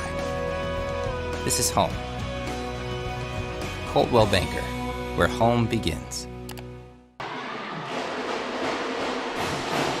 Welcome back inside Pell Court. It's a loud one tonight. It's been great basketball as well. 29-24 at the end of 16 minutes. Klamath Union in the lead, led by a couple of guys. Xavier Arvizu showing up big on his senior night, 9 points, and Cook, same total, 9 points. They both played great and great defense as well. You know, Cook's points are hard fought underneath. Arvizu knocks them down from the outside. Other players for KU of note, Macias has 7 points. He nailed a couple of three-pointers. They're pretty deep, about 22 to 23 feet. Holmes has had an off night tonight. He only has 3. For Mazama, Rosterhouse has been the go-to guy with 8 points. Lee has 7, Wade has 4, and McEachern has 5. You know, the thing that's really good about this game tonight, KU's playing with pretty good intensity, and they're taking care of the ball. They only have 3 turnovers to Mazama's 7. So, you know, if they can continue doing that in the second half, that'll be a good thing. And KU, you know, needs to get some more scoring. Obviously, I'd like to see a bigger push for 3 points or 5 points. I'd like to see about 10 or 15. I don't like close games on teams I'm rooting for. You know, hopefully in the second half they come out. Holmes can contribute a little offensively. And, you know, Jordan's been on the bench quite a bit. He's got 3 fouls. Franklin got 2 fouls early on. He's always a scoring factor, and so he's been out of the game most of the half. So, you know, we'll look to those two to light it up a little bit for that side. But even with those guys out, like you said, Macias has stepped up big. He's swinging up from JV tonight. Dutra was out there. He didn't score, but great passing from the sophomore. Yeah. And when it's senior night, Darius is gone after the season. Xavier's gone from after the season. Guys like Pablo, guys like Jameis, they're gonna have to step up as next year. Sorry, I thought I was going to sneeze. No, that's all right. Yeah, you know, this is Darius' last game as a senior, last regular season game anyway. I would look to see some offensive output from him in the second half.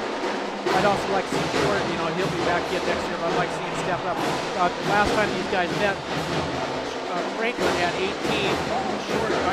Franklin had 12. Jordan had 18. Right now, you know, Short's only got 1 point, so that's a big difference. Right, and Klamath Union, they're fighting for that playoff spot, a home playoff game. They're ranked 8th in the state right now. A win tonight would all but secure that, barring any last-minute changes. Again, 2 teams from the Skyline Conference getting immediate berth. Klamath Union looking to be one of them, and then we get a few play-in games. We don't want a play-in game. That means we'll likely have to might host a play-in game, but traveling that as well is not what you want. And Klamath Union, big game tonight. They're leading at halftime. They look confident. Hopefully they stay that way, because right now Henley, the league leader right now, is playing North Valley. If North Valley somehow knocks off Henley, then we're at a 3-way tie. If Phoenix wins, we're at a 3-way tie for the top of the conference, which is really fun. And I thought at the beginning of the year, one of the deepest conferences. We beat up on each other a lot, but KU still very much in the race for a top seed coming to the Skyline Conference.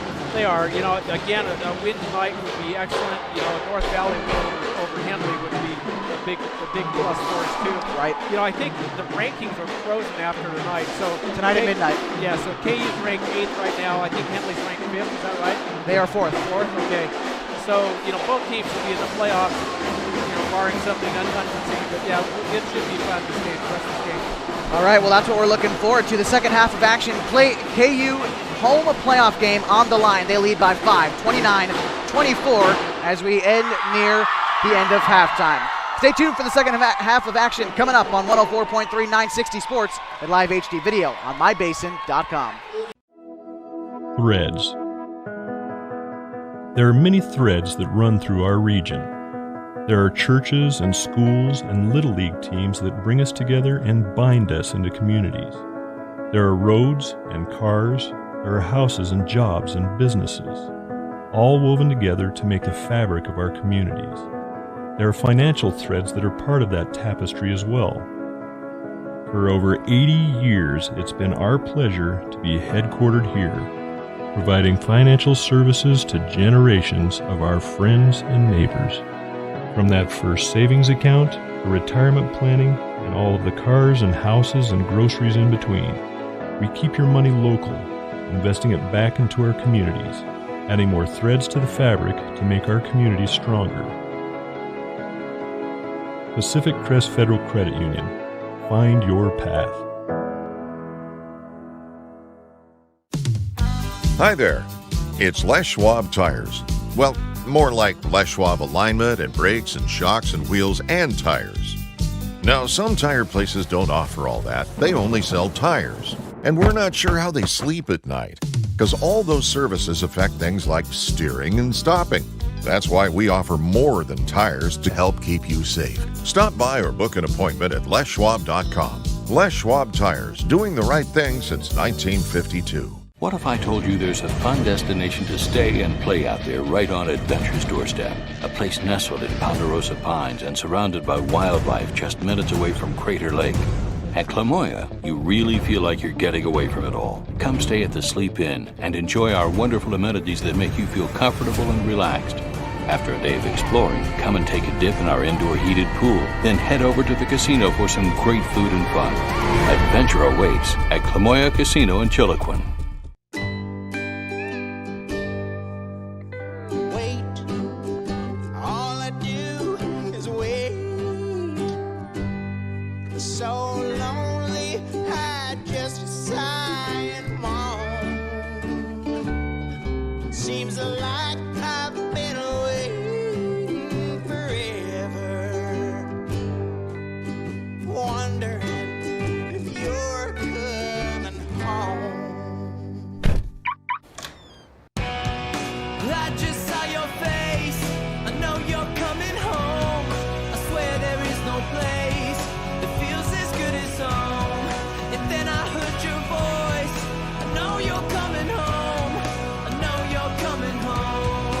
This is where unconditional love and immeasurable happiness reside. This is home. Coldwell Banker, where home begins.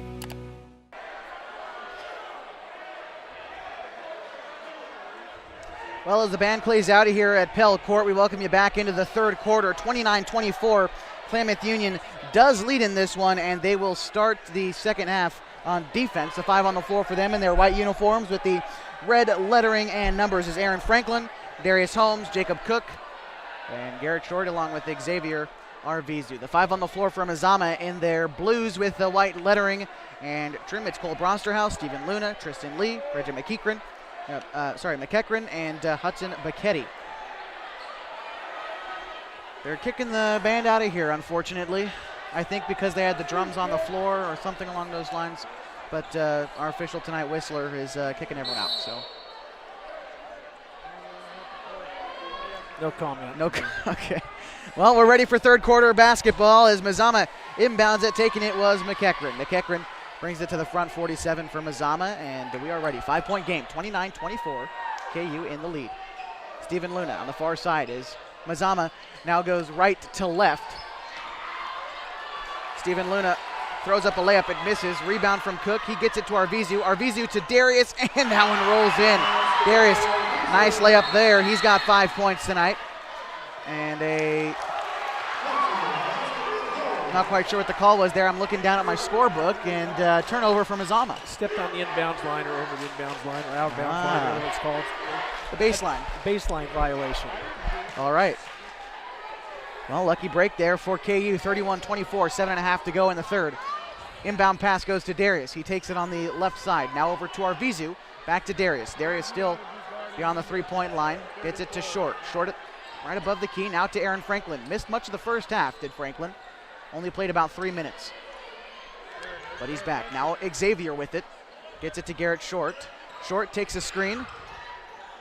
Passes it inside the paint to Arvizu. Arvizu's pump fake.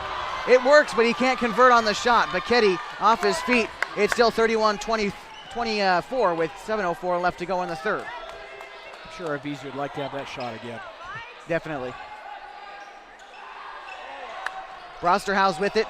He goes floater from the penalty stripe. He misses. Jacob Cook grabs the board. Over to Short, and Short will take it to the front court for Klamath Union. He gets it to Darius, and Darius will be fouled. I believe he'll be fouled, which is the call. Charge it to McEachran. First team foul for Mazama. And Short to inbound it. Short over to Franklin. Great screen set by Cook. Gets Franklin a good look. He's unable to convert on the three. Rebound grabbed by Tristan Lee. Now Mazama getting it over to McEachran. Now to Luna. Luna guarded by Franklin. He takes a screen set by Bacchetti and finds himself on the left corner beyond the three-point arc. Takes a screen. Now just inside the paint at the penalty stripe. Gets it out to Lee beyond the key. Lee drives the paint. Kicks it out to McEachran for three. He misses. Rebound Arvizu. Arvizu now in the right corner. Gets it over to Franklin. Franklin guarded by Brosterhouse. Kicks it to Short. Short now inside to Cook. Cook goes to work on the left block. Layup is no good off the glass. Cook looking for a foul. Doesn't get it. And rebound Brosterhouse for Mazama. Kicking it over to Lee. Now on the inside to Bacchetti. Screen taken by Luna. He goes up in against the trees. Loses the ball. Xavier on the other side, mid-range jump shot, he misses. Now Luna with the rebound. Luna kicking it over to Lee on the left side. He drives into the left elbow now, and he will be fouled on the shot. He will get a chance to shoot two. Mazama still looking for points with 5.5 to go in the third, and a chance to get it now as they send Tristan Lee to the line, who by my count is 3 for 4 on the night. That was a horrible call. I'll just say that. You know, Short blocked that shot, and he blocked it cleanly. He was nowhere near the kid. First free throw is good. You don't like to see stuff like that. How many fouls is that for Short as he checks 4. out? Wow, already. Well, Jackson Murhoff checks in. I like to see him play. He gives a lot of effort on the boards, one of the better rebounders on the JV team, and he can score as well. Shows a lot of heart. We'll see what he can do. The second free throw is good from Lee. KU is going to take it. They get it inside to Murhoff on the other side. Murhoff fights through the contact from Bacchetti, scores his 2 points.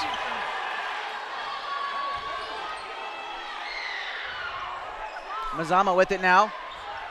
Going up against Jacob Cook, and that'll go the other way.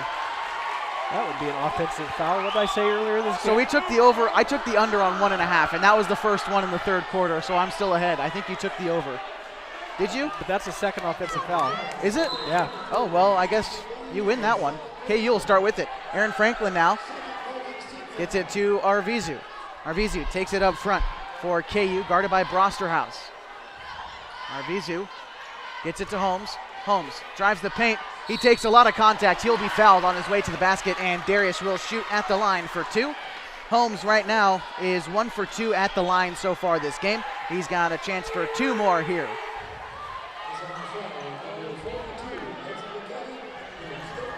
This game brought to you in part by Abby's Legendary Pizza. If you're looking for a great place to eat, head to one of their Legendary Pizza locations at 1919 Austin Street or 2226 Shalleck Street near OIT. Abby's Legendary Pizza is a proud supporter of high school athletics. Darius Holmes' first free throw will rattle home. 34 to 26. I think that's the first prediction I've gotten right this season. The whole season, you know, and it comes in the last regular season game, and it was the most inconsequential prediction you could have made. That's okay. I'm on a roll. I'll be on a roll for next year, too. Okay, all right. Way to close out the season. A hell of a way to close out the season. Darius' second free throw is good. 35-26, 9-point game. It's KU's biggest lead of the night. Brosterhouse with it now. He gets it over to Bacchetti. Bacchetti could turn around. He'd have a great look. Yeah, Cook has been sitting in the paint for quite some time. That might be a 3-second key violation. Well, Cook can because he's on defense. Lee spins around, fights through contact, a triple team, and a foul is called. There's no 5-second violation on defense in high school. You can stay in the lane all day long if you want to, as far as I know. Unless they've changed it from old days when I used to play in the dark ages. 4:39 to go, and Brosterhouse was fouled. It's 35-26, 4:39 to go in the third quarter. First free throw is no good.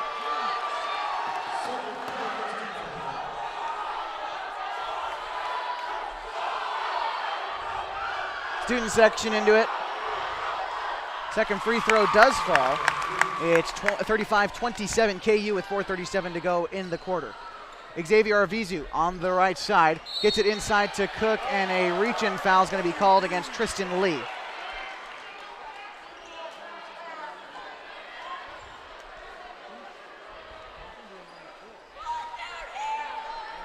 That's the 4th Mazama team foul.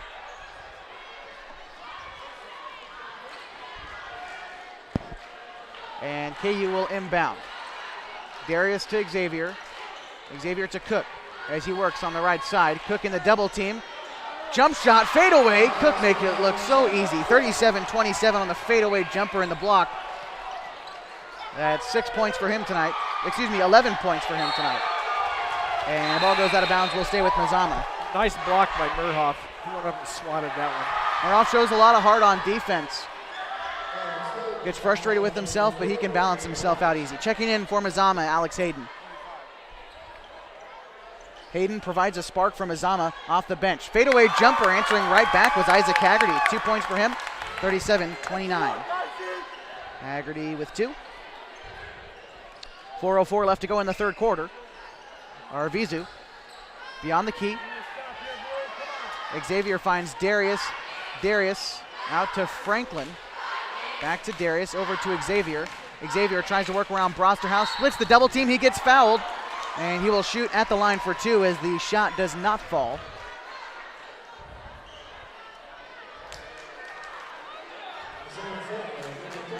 Xavier at the line for 2. This is his first trip to the line tonight.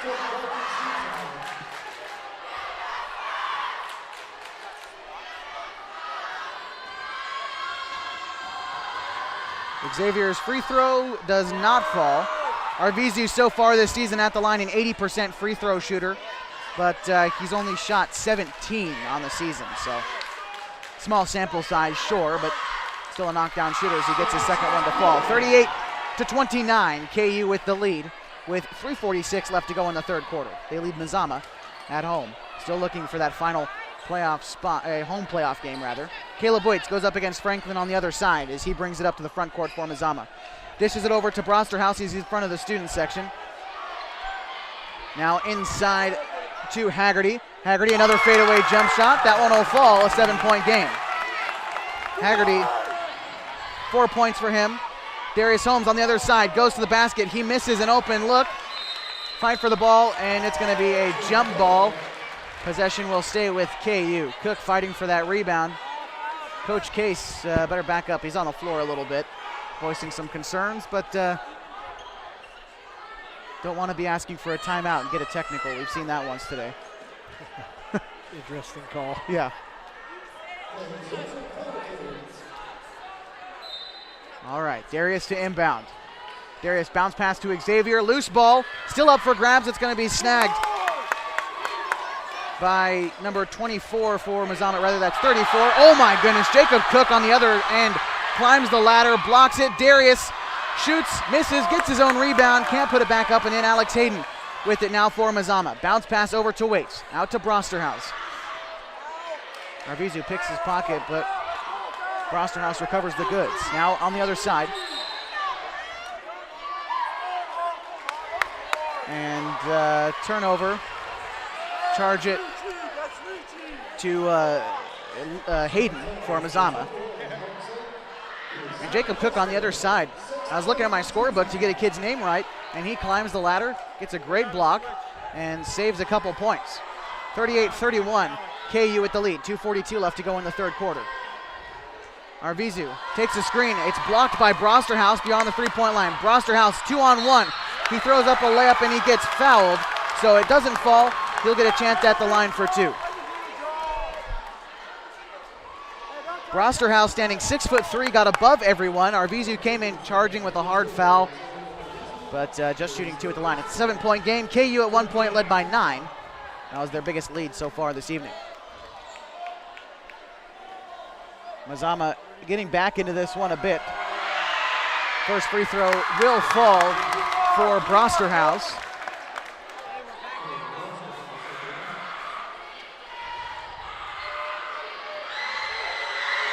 Second one is up. That one doesn't fall, doesn't get enough on it. Jacob Cook with the rebound. 38-32, 2:30 left to go in the third quarter. Aaron Franklin out to Murhoff in the far corner. It's the left side. Gets it over to Arvizu just beyond the key. Bounce pass into Jacob Cook.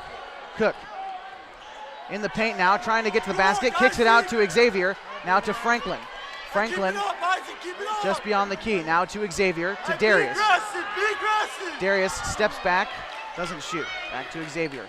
KU having a tough time getting inside. Fake pass, Xavier, pump fake. He will travel. Timeout's going to be called by Coach Ed Case. We'll take one as well on 104.3 960 Sports.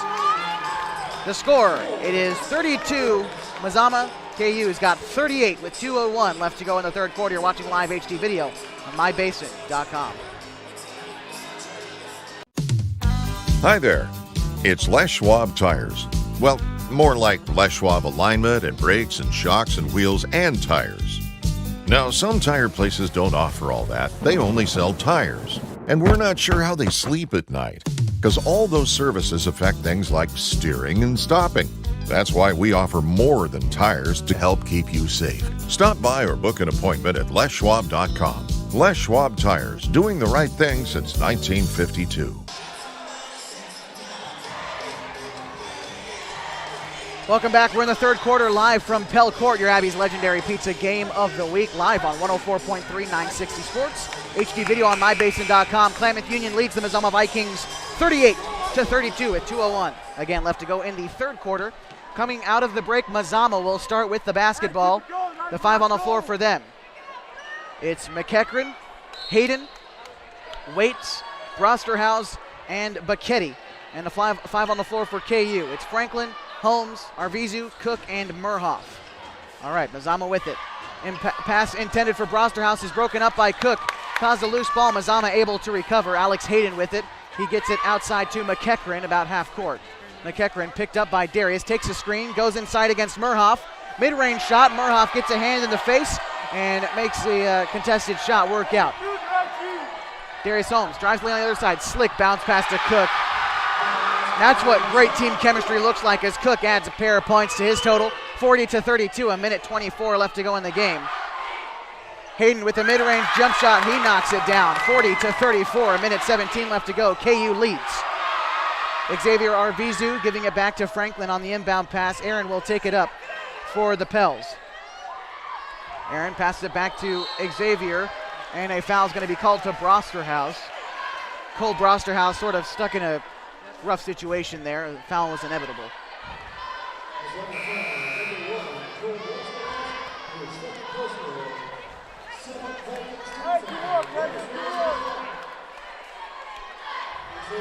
Xavier Arvizu sent to the line. He was 1 for 2 in his last trip. And gets 2 more chances here. Rather, just 1 more chance. It's a 1-and-1, so he misses it. And the rebound goes to Mazama. Pass goes inside to Hayden. Hayden kicks it out to Smith, who's checked in for the Vikings. Still with it is Smith, guarded by Franklin. Smith is going to find Brosterhouse about half court. He's guarded all the way out there by Xavier. Getting it inside to Haggerty. Haggerty goes up against Cook, banks it up off the glass, no good. Murhoff grabs the board for KU, and now they go the other way with it. Slick pass into Franklin. He had an open layup, misses it. Cook with the rebound. Cook gets it to Jackson Murhoff, and he will take contact going to the basket, and he's fouled. KU is really showing off some great passing in this quarter. They are. Unfortunately, they can't capitalize on it. They had some really good, nice shots underneath, but they're getting beat up on too. So that's the 8th foul for Mazama. Jackson Murhoff to the line, swinging up from junior varsity tonight. He's a sophomore, standing 6'3". He makes the first free throw. It's 41-34. Murhoff shooting his first free throws of the season at the varsity level right now. He's got a second one coming up. Misses that one. And Brosterhouse with the rebound for Mazama. Brosterhouse knocks down Xavier, step back, shoots the 3, knocks it down. Darius now with it for Brosterhouse. That's his first 3 tonight. He's attempted quite a few though. Darius with it now. He pulls up from range and misses. That brings us to the end of the third quarter. 41-37. I think it's a close game. 4 points separate these teams as we head into the final frame. It's sure to be exciting basketball as we head down the stretch. So stay right here on 104.3 and 960 Sports, live HD video on mybasin.com.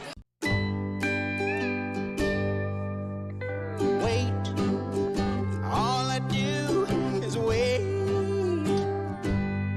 So lonely, I just sigh and moan. Seems like I've been waiting forever, wondering if you're coming home. I just saw your face. I know you're coming home. I swear there is no place that feels as good as home. And then I heard your voice. I know you're coming home. I know you're coming home. This is where unconditional love and immeasurable happiness reside. This is home. Coldwell Banker, where home begins. We're back, ready for the fourth quarter on 104.3 and 960 Sports, live with HD video on mybasin.com. Been great basketball so far. 41-37, KU leads. Mazama will start with the ball coming out of the break. The 5 on the floor for KU. It's Darius, Xavier, Jacob, Aaron, and Garrett. Garrett short with 4 fouls. Inbound pass is stolen away by Darius Holmes. He gets it by himself. He kicks it out to no one, and that's going to be over and back. And it looked like Brosterhouse might have touched him before Short got to it. But tough to say. Either way, Mazama ball, and sort of like nothing happened. We just lose 7 seconds off the clock. You know, that's KU's 6th turnover of the game, so they're doing a really good job of not botching it up. All right, Stephen Luna takes the inbound pass with Mazama. He's out there with Brosterhouse, McEachran, Lee, and Bacchetti. Luna, step back 3. That one rims out. Rebound up for grabs. It's snagged by Bacchetti. No, still loose ball. Darius gets it. Darius, great handles as he goes to the basket. Bounce pass. Cook is clocked as that ball goes inside to him. Gets it back out to Darius. He knocks down the mid-range jumper.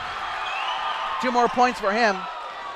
Now on the other side for Mazama. Brosterhouse guarded by Arvizu. Kicking it over to Lee. Lee to Luna. Luna takes a screen. He's picked up by Cook on the switch. Now at the free throw line, Tristan Lee spins around Garrett Short, misses, and rebound Franklin. KU takes it, 43-37. Aaron Franklin with it now for KU, getting it over to Darius. Darius gets inside. He throws up a shot from mid-range, knocks it down. And Darius got hit in the shoulder by McEachran. And they're making a case that McEachran was fouled. And this could go either way. They're not going to call it, though. One of those calls, I mean, it's kind of, I don't think it should go either way, personally. I'm not sure what that was, to be truthful. Either way, 45-37. Darius Holmes adding points for KU there. 6:50 to go in the the fourth quarter. Brosterhouse with it, passes it to Luna. Luna beyond the key, has Cook on him. He gets it to Tristan Lee. Lee over to Brosterhouse, picked up by Arvizu. Brosterhouse drives the left baseline, kicks it to Lee. Lee gets it inside to Luna. Cook gets hands on it. He's fouled, and that will be a three-point play opportunity for Stephen Luna. Those are his first points this evening. He's got a chance at the line now. Luna, he threw that ball straight up, and somehow it came down. That's one of those where in the scorebook, instead of a 2, I write L. One of those luck ones, huh? Yes. The first free throw misses. It's still 45-49. Turnover as Brosterhouse sticks his hand out there. He throws up a mid-range floater, no good. It's grabbed by Jacob Cook, and he has to fight for that rebound. Cook gets it to Darius. Bounce pass to Short. And charge. That is an offensive foul. I'm just not used to seeing them, you understand? Also his 5th. Yeah, so that's done for Short. Checking in.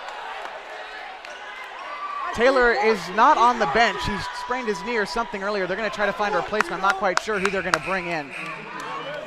I see it, guys. How many points did Short finish with tonight? 1. Didn't get very much time on the floor.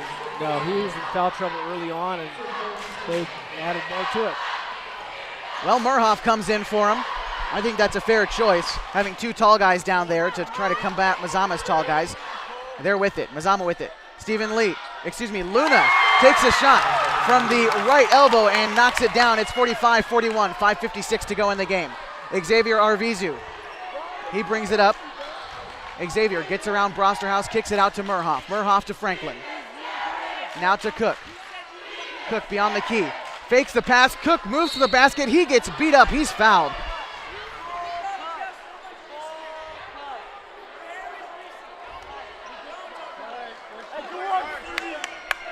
Cook gets whacked pretty good almost every time down the floor. That one's called for a foul. 45-41. 5:41 left to go in the fourth quarter. Jacob Cook, 67% free throw shooter on the season. He misses his first one there. Important free throw coming up. It's a 4-point game right now. KU's biggest lead of the night was 9. Mazama has led by at most 3 this game. Second free throw misses. Franklin is grabbing the rebound. He gets it to Xavier. Xavier hands it off to Aaron. Back over to Darius. Darius steps back, kicks it to Xavier. Now to Cook. Cook goes to work against Tristan Lee. Nice pass to Darius, and Darius is fouled. Jacob Cook has some of the best court vision for a big man in high school that you can see. He does. You know, he has some great dishes underneath. He really does. The kid's just a great ball player. He is. He gets hammered all the time, and he doesn't ever lose his cool. He's got court awareness, makes nice passes, takes nice shots. Just a fun kid to watch. Darius Holmes at the free throw line. Darius on the season, 69% free throw shooter. The first one will not fall. 45-41, 5:22 left to go in the fourth. Second free throw coming up for Darius. KU, by the way, in the full bonus. Mazama's got 10 team fouls. KU's only got 5, so good position for KU to be in. Any foul will send them to the line. That's where you want to be late in the game. Second free throw coming up for Darius. That one doesn't fall. Rebound up for grabs. Last touched by Bacchetti. KU will stay with it. Darius gets bailed out, and Coach Case is going to call a timeout. We will as well. 45-41, 5:21 left to go in the fourth quarter. It's going to be a great one coming down the stretch, so leave it here on 104.3 and 960 Sports. Live HD video on mybasin.com. Get in shape at Harbor Isles Tennis and Fitness. Harbor has everything you need to shed pounds with state-of-the-art fitness equipment, 4 pickleball courts, tennis courts, and expert trainers to help you reach your goals. They also have more than 35 exercise classes per week to select from, including body pump, high fitness, and spinning classes to make losing weight fun. Sign up for 1 or 2 years now and have no payments until January. Get fit at Harbor Isles Tennis and Fitness. It's the place to be. 884-3300. Back in the fourth quarter, 45-41, KU leads with 5:21 left to go in the fourth. They start with the basketball. Okay, inbound pass goes to Cook. Cook dishes it back out to Darius on the far side. Darius loses the handle, gets it back to Aaron. Now Xavier holds on to it. KU tries to set up some sort of offensive set. Darius to Murhoff, back to Arvizu. Arvizu on the right side. In the double team, it's stolen away. Arvizu gets it back. Still on the right side, just inside the three-point arc. And a turnover from KU. 5-second violation. 5-second violation, okay. Arvizu not happy with Cook. Happens though, so Mazama with it. Caleb Waits in the right corner, takes a screen, he's picked up by Cook. Loses a handle, so Mazama will reset. Waits still with it. Kicks it over to Steven Luna. Luna picked up by Murhoff. He steps back, loses the handle. And timeout's going to be called by Coach Davidson. We'll take one as well. 4:34 left to go in the fourth.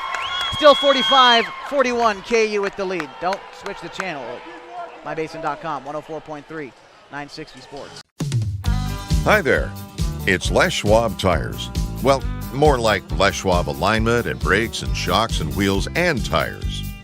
Now, some tire places don't offer all that. They only sell tires. And we're not sure how they sleep at night, because all those services affect things like steering and stopping. That's why we offer more than tires to help keep you safe. Stop by or book an appointment at leschwab.com. Les Schwab Tires, doing the right thing since 1952. Thanks. 4 minutes left to go in this one, 4:34 to be exact, on the Abbey's legendary pizza game of the week. 45-41. Klamath Union leads it. 5 on the floor for KU. It's Xavier, Darius, Jacob, Jackson Murhoff, and Aaron Franklin. Again, Garrett Short fouled out. He only played about 7 minutes on the floor all told tonight. Had 1 point, and Jackson has come in to save the day. He's played well also. All right, Mazama with it. Steven Luna is picked up by Aaron Franklin as he crosses half court. Gets it over to Caleb Waits, back to Luna on the far side in front of the KU student section. Luna passes it to Lee. Lee for 3. That one off the back iron, no good. Rebound grab by Steven Luna. Long rebound at that. Kicking it over to Waits. Back to Luna. Picked up by Franklin. Now to Brosterhouse. Brosterhouse loses the handle. Xavier picks his pocket. He gets out in transition, but he can't grab it. Great effort by our Great, defense. yeah. He loses it going out of bounds. He couldn't be faster than the ball, and it happens sometimes. 4 minutes to go. Caleb Waits with it now for Mazama. Gets it over to Tristan Lee. Back to Brosterhouse. Brosterhouse beyond the key. Now to Steven Luna on the far side. Now Brosterhouse in the right corner.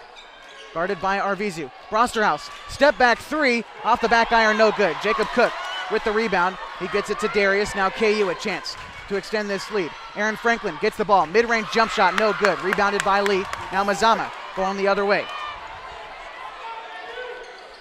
Lee kicks it to Steven Luna. Luna drives the right side. Arvizu has been playing great defense. He knocks the ball loose, but it's still picked up by Mazama. Steven Luna now with it. He drives the left side, throws up a floater. Rebound is grabbed by Aaron Franklin, and Cook gets it back. Mazama breaks out the full court press, and Darius is with it now. Darius takes a 3. Contested, it's good!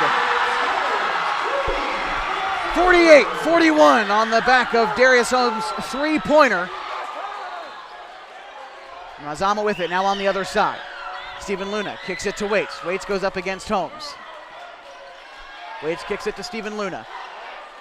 Luna now trying to find an open man. He finds Tristan Lee on the left elbow. Lee goes up against Cook and won't get that one to fall. Rebound is grabbed by Arvizu. It's a long one. 2-on-1 fast break. Kicks it to Darius. Darius bounce pass to Cook, and how beautiful is that play? Timeout is called by Coach Justin Davidson. The KU bench exploded off that slick feed from Darius Holmes. We're going to stick with you with 2.5 to go. 50-41. KU leads by 9. That was a beautiful play. You know, Darius got the ball, drove down the key, just off to Cook, who was on a dead run. Sweet little layup. He didn't have a lot of time. Couldn't put the ball on the floor. Couldn't do anything. He just went up and put it in. Just a beautiful play. Really unselfish play by Holmes. You know, I thought he was going to go up and take that shot himself and dished it off to Cook, and Cook was falling, and the big guy gets the reward. Gotta love play like that. We mentioned some of the best team play in the league comes from our own Klamath Union Pelicans, and that puts it on display right there as we come out of the break. 2.5 to go in the fourth quarter, 50-41. It's a 9-point game. It'd be a lot closer without those couple of buckets. Both highlight plays from Darius Holmes. First the three-pointer, and then the pass. Definitely both making a highlight reel. All right, Brosterhouse to inbound. Mazama's with it. Steven Luna is picked up from Aaron Franklin about 3/4 court. Luna kicks it to Brosterhouse. Brosterhouse going up against Franklin. He drives the lane, throws up a layup. It won't fall. Franklin with the rebound, gets it to Darius. Darius, quick pass on the other side to Arvizu. Arvizu, bounce pass into Cook.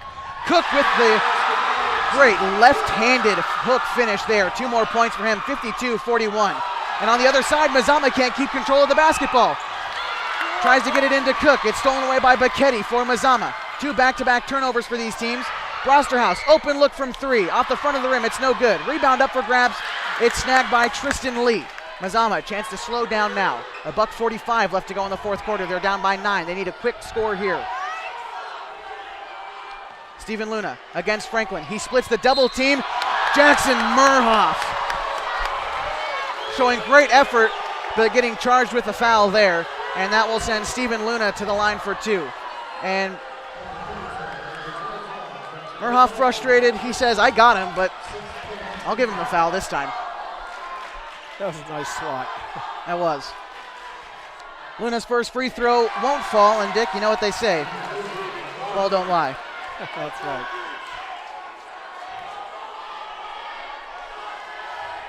Steven Luna's second free throw coming up. Luna gets that one to fall. It's 52-42, 10-point game. Darius is fouled in the backcourt. That will send him to the line for 2. And remember, KU in the full bonus here.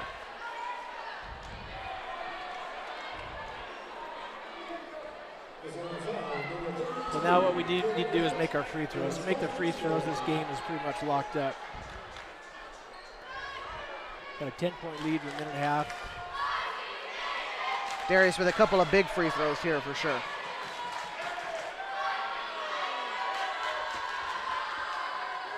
This is the first one. Darius, that's his third straight missed free throw. Hopefully breaking the streak coming up here. Again, almost 70% from the line on the season. Second one, just barely misses. Mazama with the rebound. Brosterhouse comes up with it. Kicks it over to Tristan Lee. Lee to Steven Luna. Luna gets the penalty stripe, kicks it to Brosterhouse. Brosterhouse drives the right side. Darius knocks the ball loose, but Brosterhouse gets it back, shoots, ball still up for grabs, saved by Xavier Arvizu, but it's taken by Bacchetti. Bacchetti dishes to Lee, and Arvizu will foul Bacchetti on his way to the basket, or rather that's Tristan Lee. A minute 11 left to go. That's the 7th team foul for KU. 4th team foul for Xavier.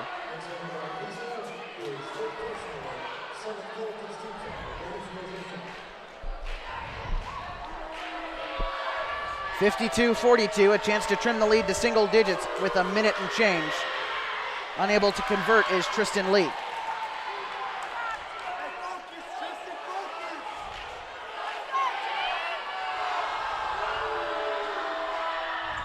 And that one will miss as well. Xavier Arvizu gets the long rebound, and he is fouled there.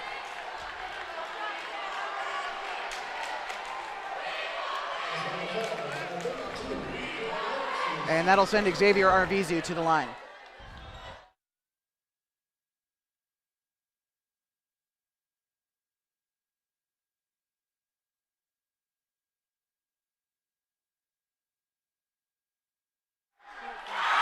Xavier will make the first free throw, 53-42.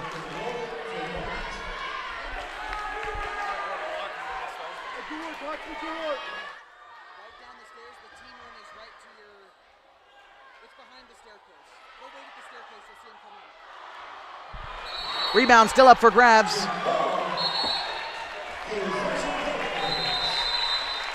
And timeout is called by Coach Ed Case. We're going to stick with you through this timeout here. And the score 53-42. And Klamath Union a minute 3 away from locking up second place in the Skyline Conference. And hoping for a big win here. would get them a home playoff game, we think, from in the 4A. Again, the playoffs start for the 4A. Well, rankings freeze tonight at midnight. We'll see who draws who as far as playing games go, and what sort of game we will get as far as where we will get in the first round bye. That's if we get it tonight. A lot of things can shake out in the Skyline Conference, and we'll try to get score updates to you as we can. It's a little bit tough, but we'll see what we can do as we move into the post-game show tonight.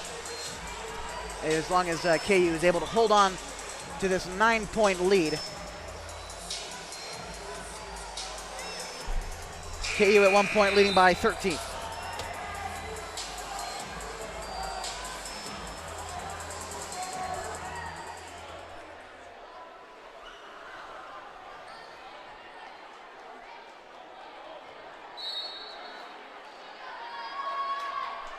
Inbound pass for KU. It's broken up by Steven Luna, last touched by him, and it'll stay with Darius. It'll stay with KU. I believe that's the call, and that is the call. A minute 2 left to go in this one.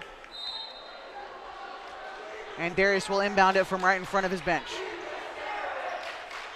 Darius to Franklin, and McEachran will foul him. That sends Aaron Franklin to the line. Franklin, so far tonight, has been held scoreless, but a chance at the free throw line will put him in the books.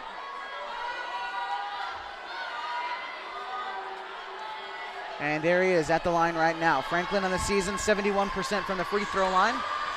Misses the first one.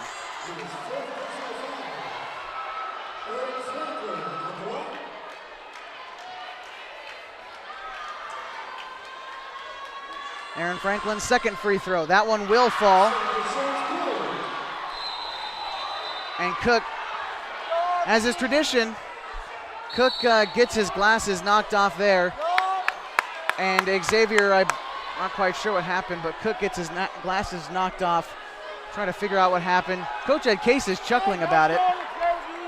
And Arvizu will foul out for about the third time in 4 games. And we're having a conversation about the officials tonight. And we'll see who checks in for Xavier.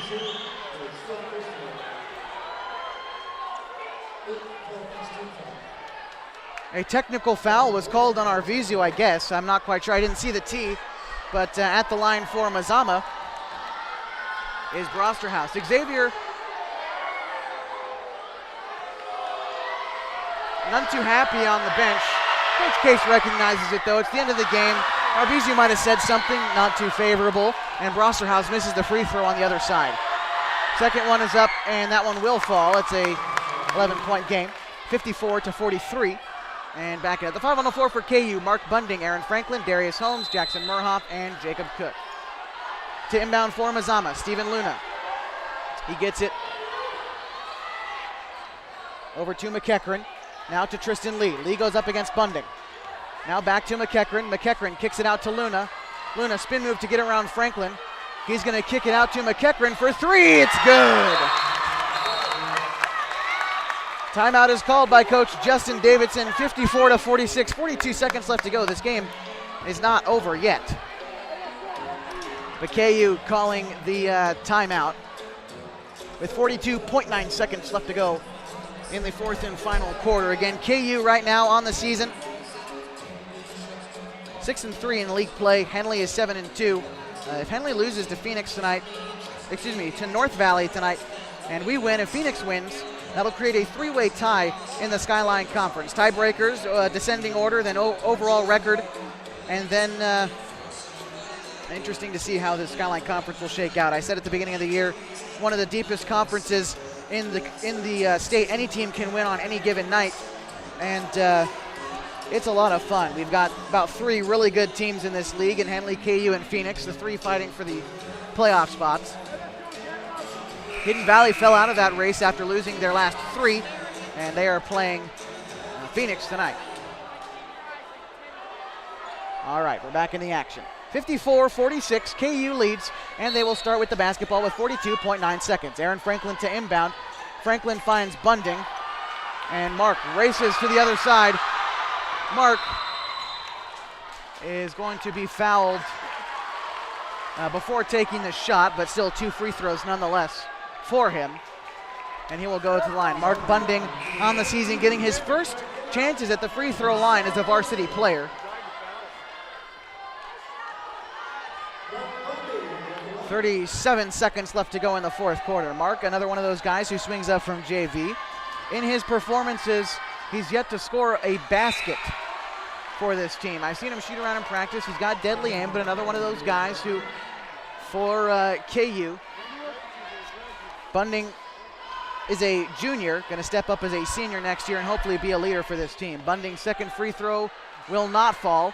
Score remains 54-46. Mazama with it. Working quickly. McEachran dishes it to Luna. Over to Brosterhouse. Brosterhouse, contested 3. Won't fall. Rebound Franklin. And Franklin will take the foul with 26 seconds left to go in the fourth quarter. That means Aaron will shoot 2 at the line here.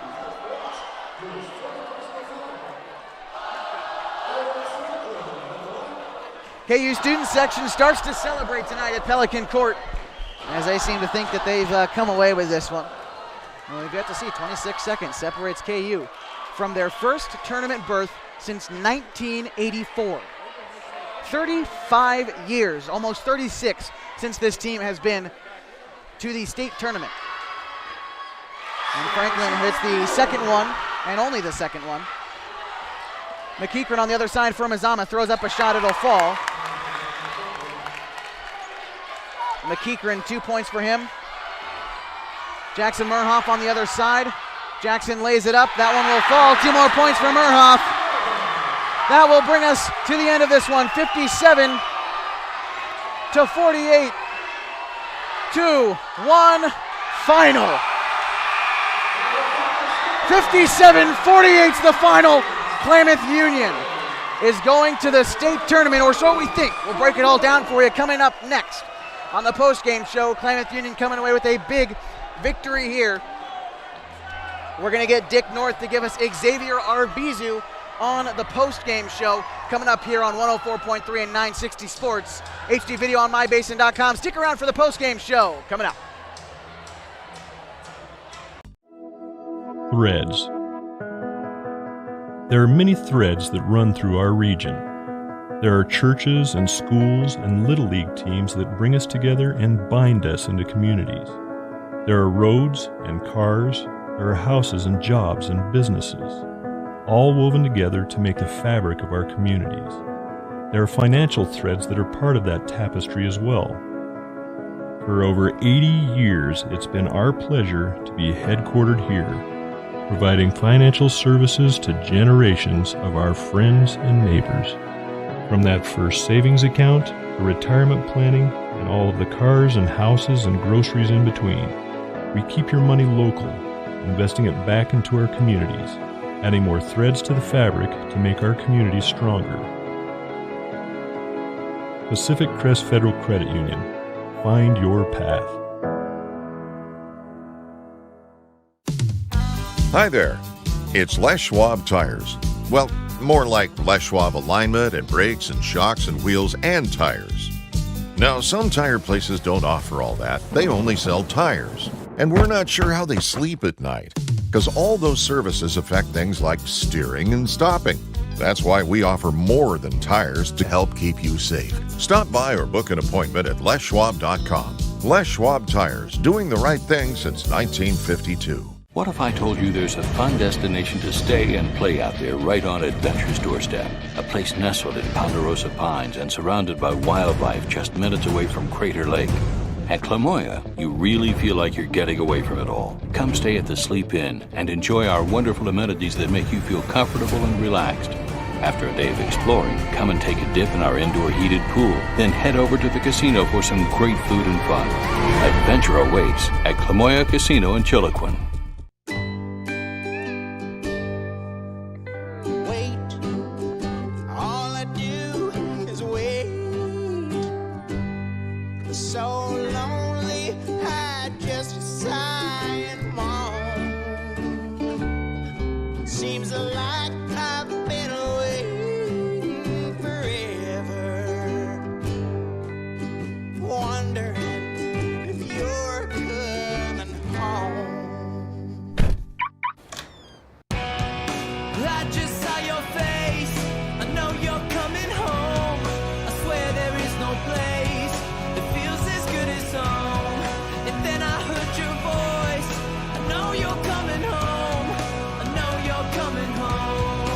This is where unconditional love and immeasurable happiness reside. This is home. Coldwell Banker, where home begins. All right, we're back on 104.3 960 Sports Live HD video on mybasin.com. The final this evening, 57-48, Klamath Union, a great win here at home. I'm joined, of course, by Xavier Arbizu. First of all, your senior night tonight. Tell me a little bit about the emotions for you there. It was fun, honestly. I'm never going to forget this one. This one was one of the loudest games I've been to. It just gives me goosebumps talking about it. Yeah. It was a fun one. It was just like, this one I won't forget about this one my entire life. not just because of senior night, but the game was great too. You guys were, I mean, close until the last stretch. I mean, you guys were lucky enough to be in the double bonus, hit your free throws, and come away with a big win. Talk to me about this win tonight. We know that these refs like to call a lot, and I wouldn't say if it's good or bad. They just like to call. So we know if we get into that bonus and we make our free throws, we're gonna win this game. And props to Mazama, they fought. You know, not winning a league game yet, they fought their heart out. And for you tonight, let's see. Finished with 11 points tonight, I think, officially. How do you feel about your own personal performance tonight? I thought it was good. As long as we get the win, that's all I really care about. And you guys tonight clinching a playoff spot. How much does that mean to you? Because the program, I mean, you guys have had the play-in games, right? But now that you guys are, as far as we know, in the tournament style, what does that mean to you in your senior year? Oh, you gave me goosebumps again, dude. It just feels good. It feels good, you know. It's like, you know, never got to be here before because, you know, we just kept falling short, and to finally be at that spot, you know, to show Klamath Falls what KU is really made of, you know. Right. We don't get the best rep around here, and we want to change that, so that's what we're trying to do with this organization.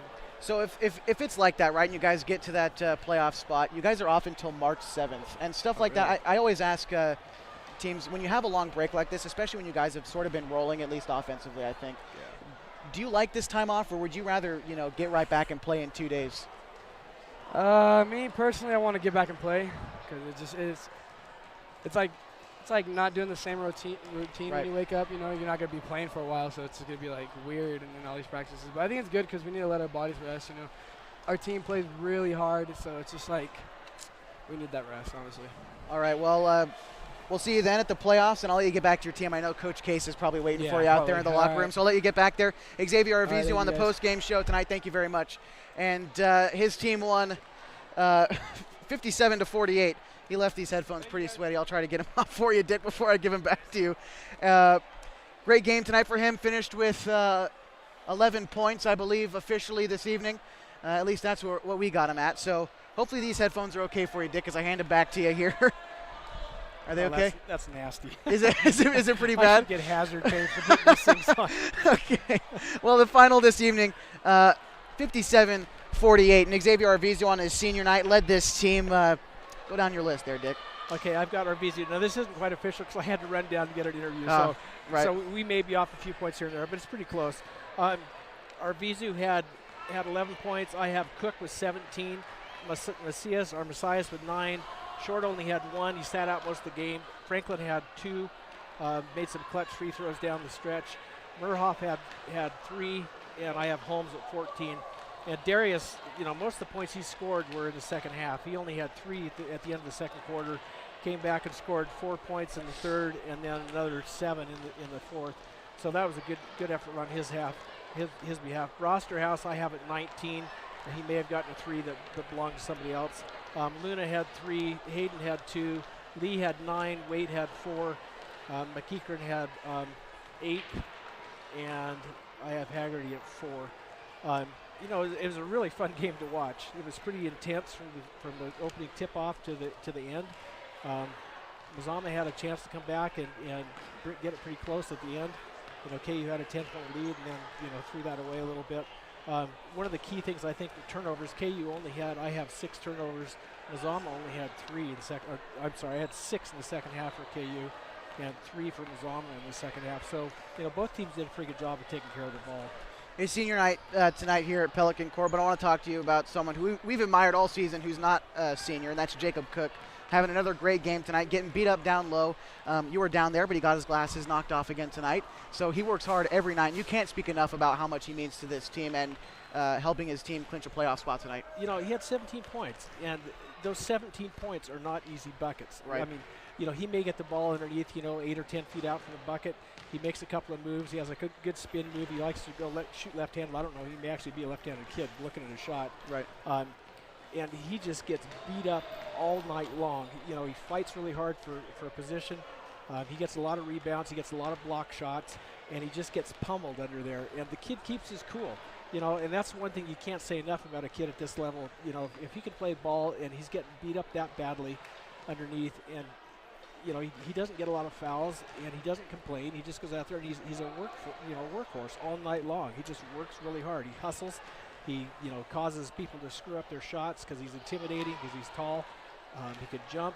he dishes the ball off really well. He's got to just be a great teammate to play with. I'm sure Coach Case is really happy to have him on the team. And he's definitely a hard worker, and I'm going to try to pull this up for us here. We'll see if I'm able to.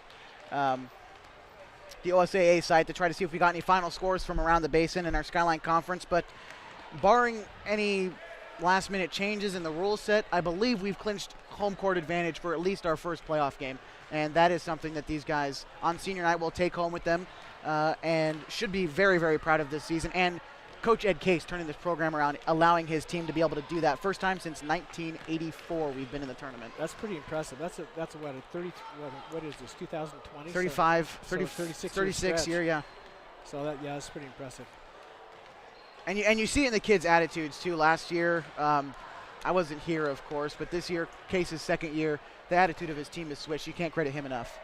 Well, I know in past years there were some disciplinary problems with the team, and it seems like we come out here and call these games, and the varsity roster was always changing. I think that's something that you want to see as a coach. You want kids that are good players, but also kids that are good, scholastic, not necessarily scholastic. I don't know. They want to be good kids. Yeah. And so not have a lot of disciplinary problems or bad grades.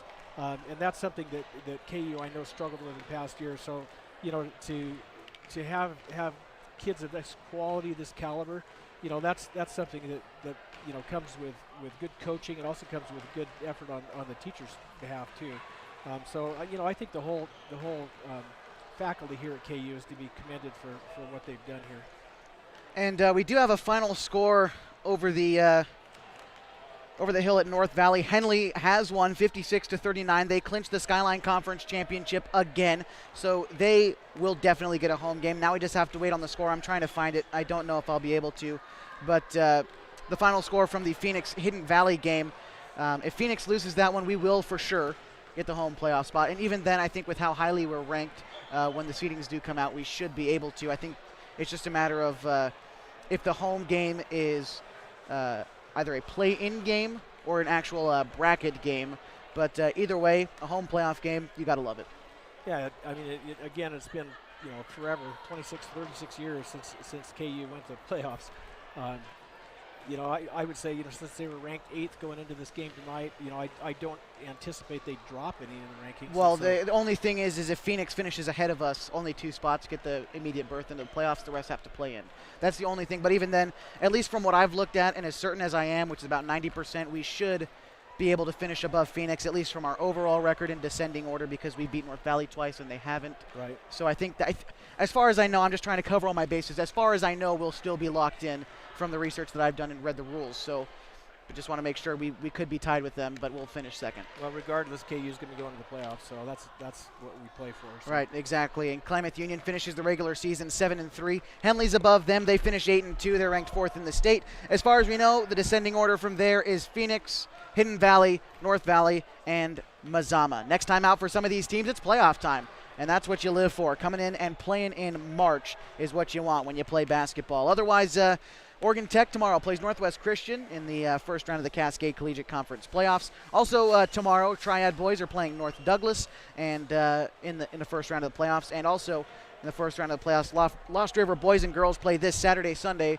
out in Merrill. So if you decide to watch the basketball, make a trip, maybe that'd be a fun game to go to. Lost River, I saw them play Butte Falls, and it's a fun team to watch too. Yeah, all the teams in Klamath Basin are fun to watch. They get a lot of support from the crowd. They get a lot of support from their student body. Everything you can go to in the Klamath Basin is good. It's a great place for sports. Great environment. Well, one of the best buildings in the entire Klamath Basin tonight was this one right here, absolutely rocking in a game that lasted just under an hour and a half. Saw 2 ties, 3 lead changes. KU took the lead back in the first quarter, never looked back. They had 1 point led by 13 points and played a great game all around, finishing with a 57-48 victory, finishing the regular season 7-3, and we'll see who they play in the playoffs once the rankings lock tonight. They finished 7-3. Mazama has finished 0-10, winless in league play. They've lost their 11th straight with the loss tonight. To stay updated on the playoffs, if you decide to stay up this late, we'll have it up on mybasin.com. We'll at least try to get the seedings out there before bedtime tonight, and if not, then tomorrow morning you'll be able to find out who everyone plays and where all they play and all that good stuff. Klamath Union at least making the playoffs after the 57-48 win this evening. That about does it for us tonight. Hope you enjoyed watching and listening to the Abby's Legendary Pizza Game of the Week on 104.3 and 960 Sports. To watch an archived replay of this event, simply log on to mybasin.com and click on Watch. MyBasin.com is your home for all happenings in the Basin, news, special events, and a whole lot more, once again at mybasin.com. And keep your eyes there either tomorrow morning or tonight at midnight. We'll see when they get released for the playoff matchups here in the Klamath Basin. Once again, the final score tonight from Klamath Union High School, 57-48. KU coming away with their 7th win of the league season. Special thanks to Coach Ed Case of the Klamath Union Pelicans. Congratulations to himself and Klamath Union Athletic Director Scott Mason. Thank you guys for allowing us to broadcast your program. And, of course, Rob Sims, the program director. And for Dick North, I'm Josh Eldridge. Have a great night from Pelican Court at Klamath Union High School.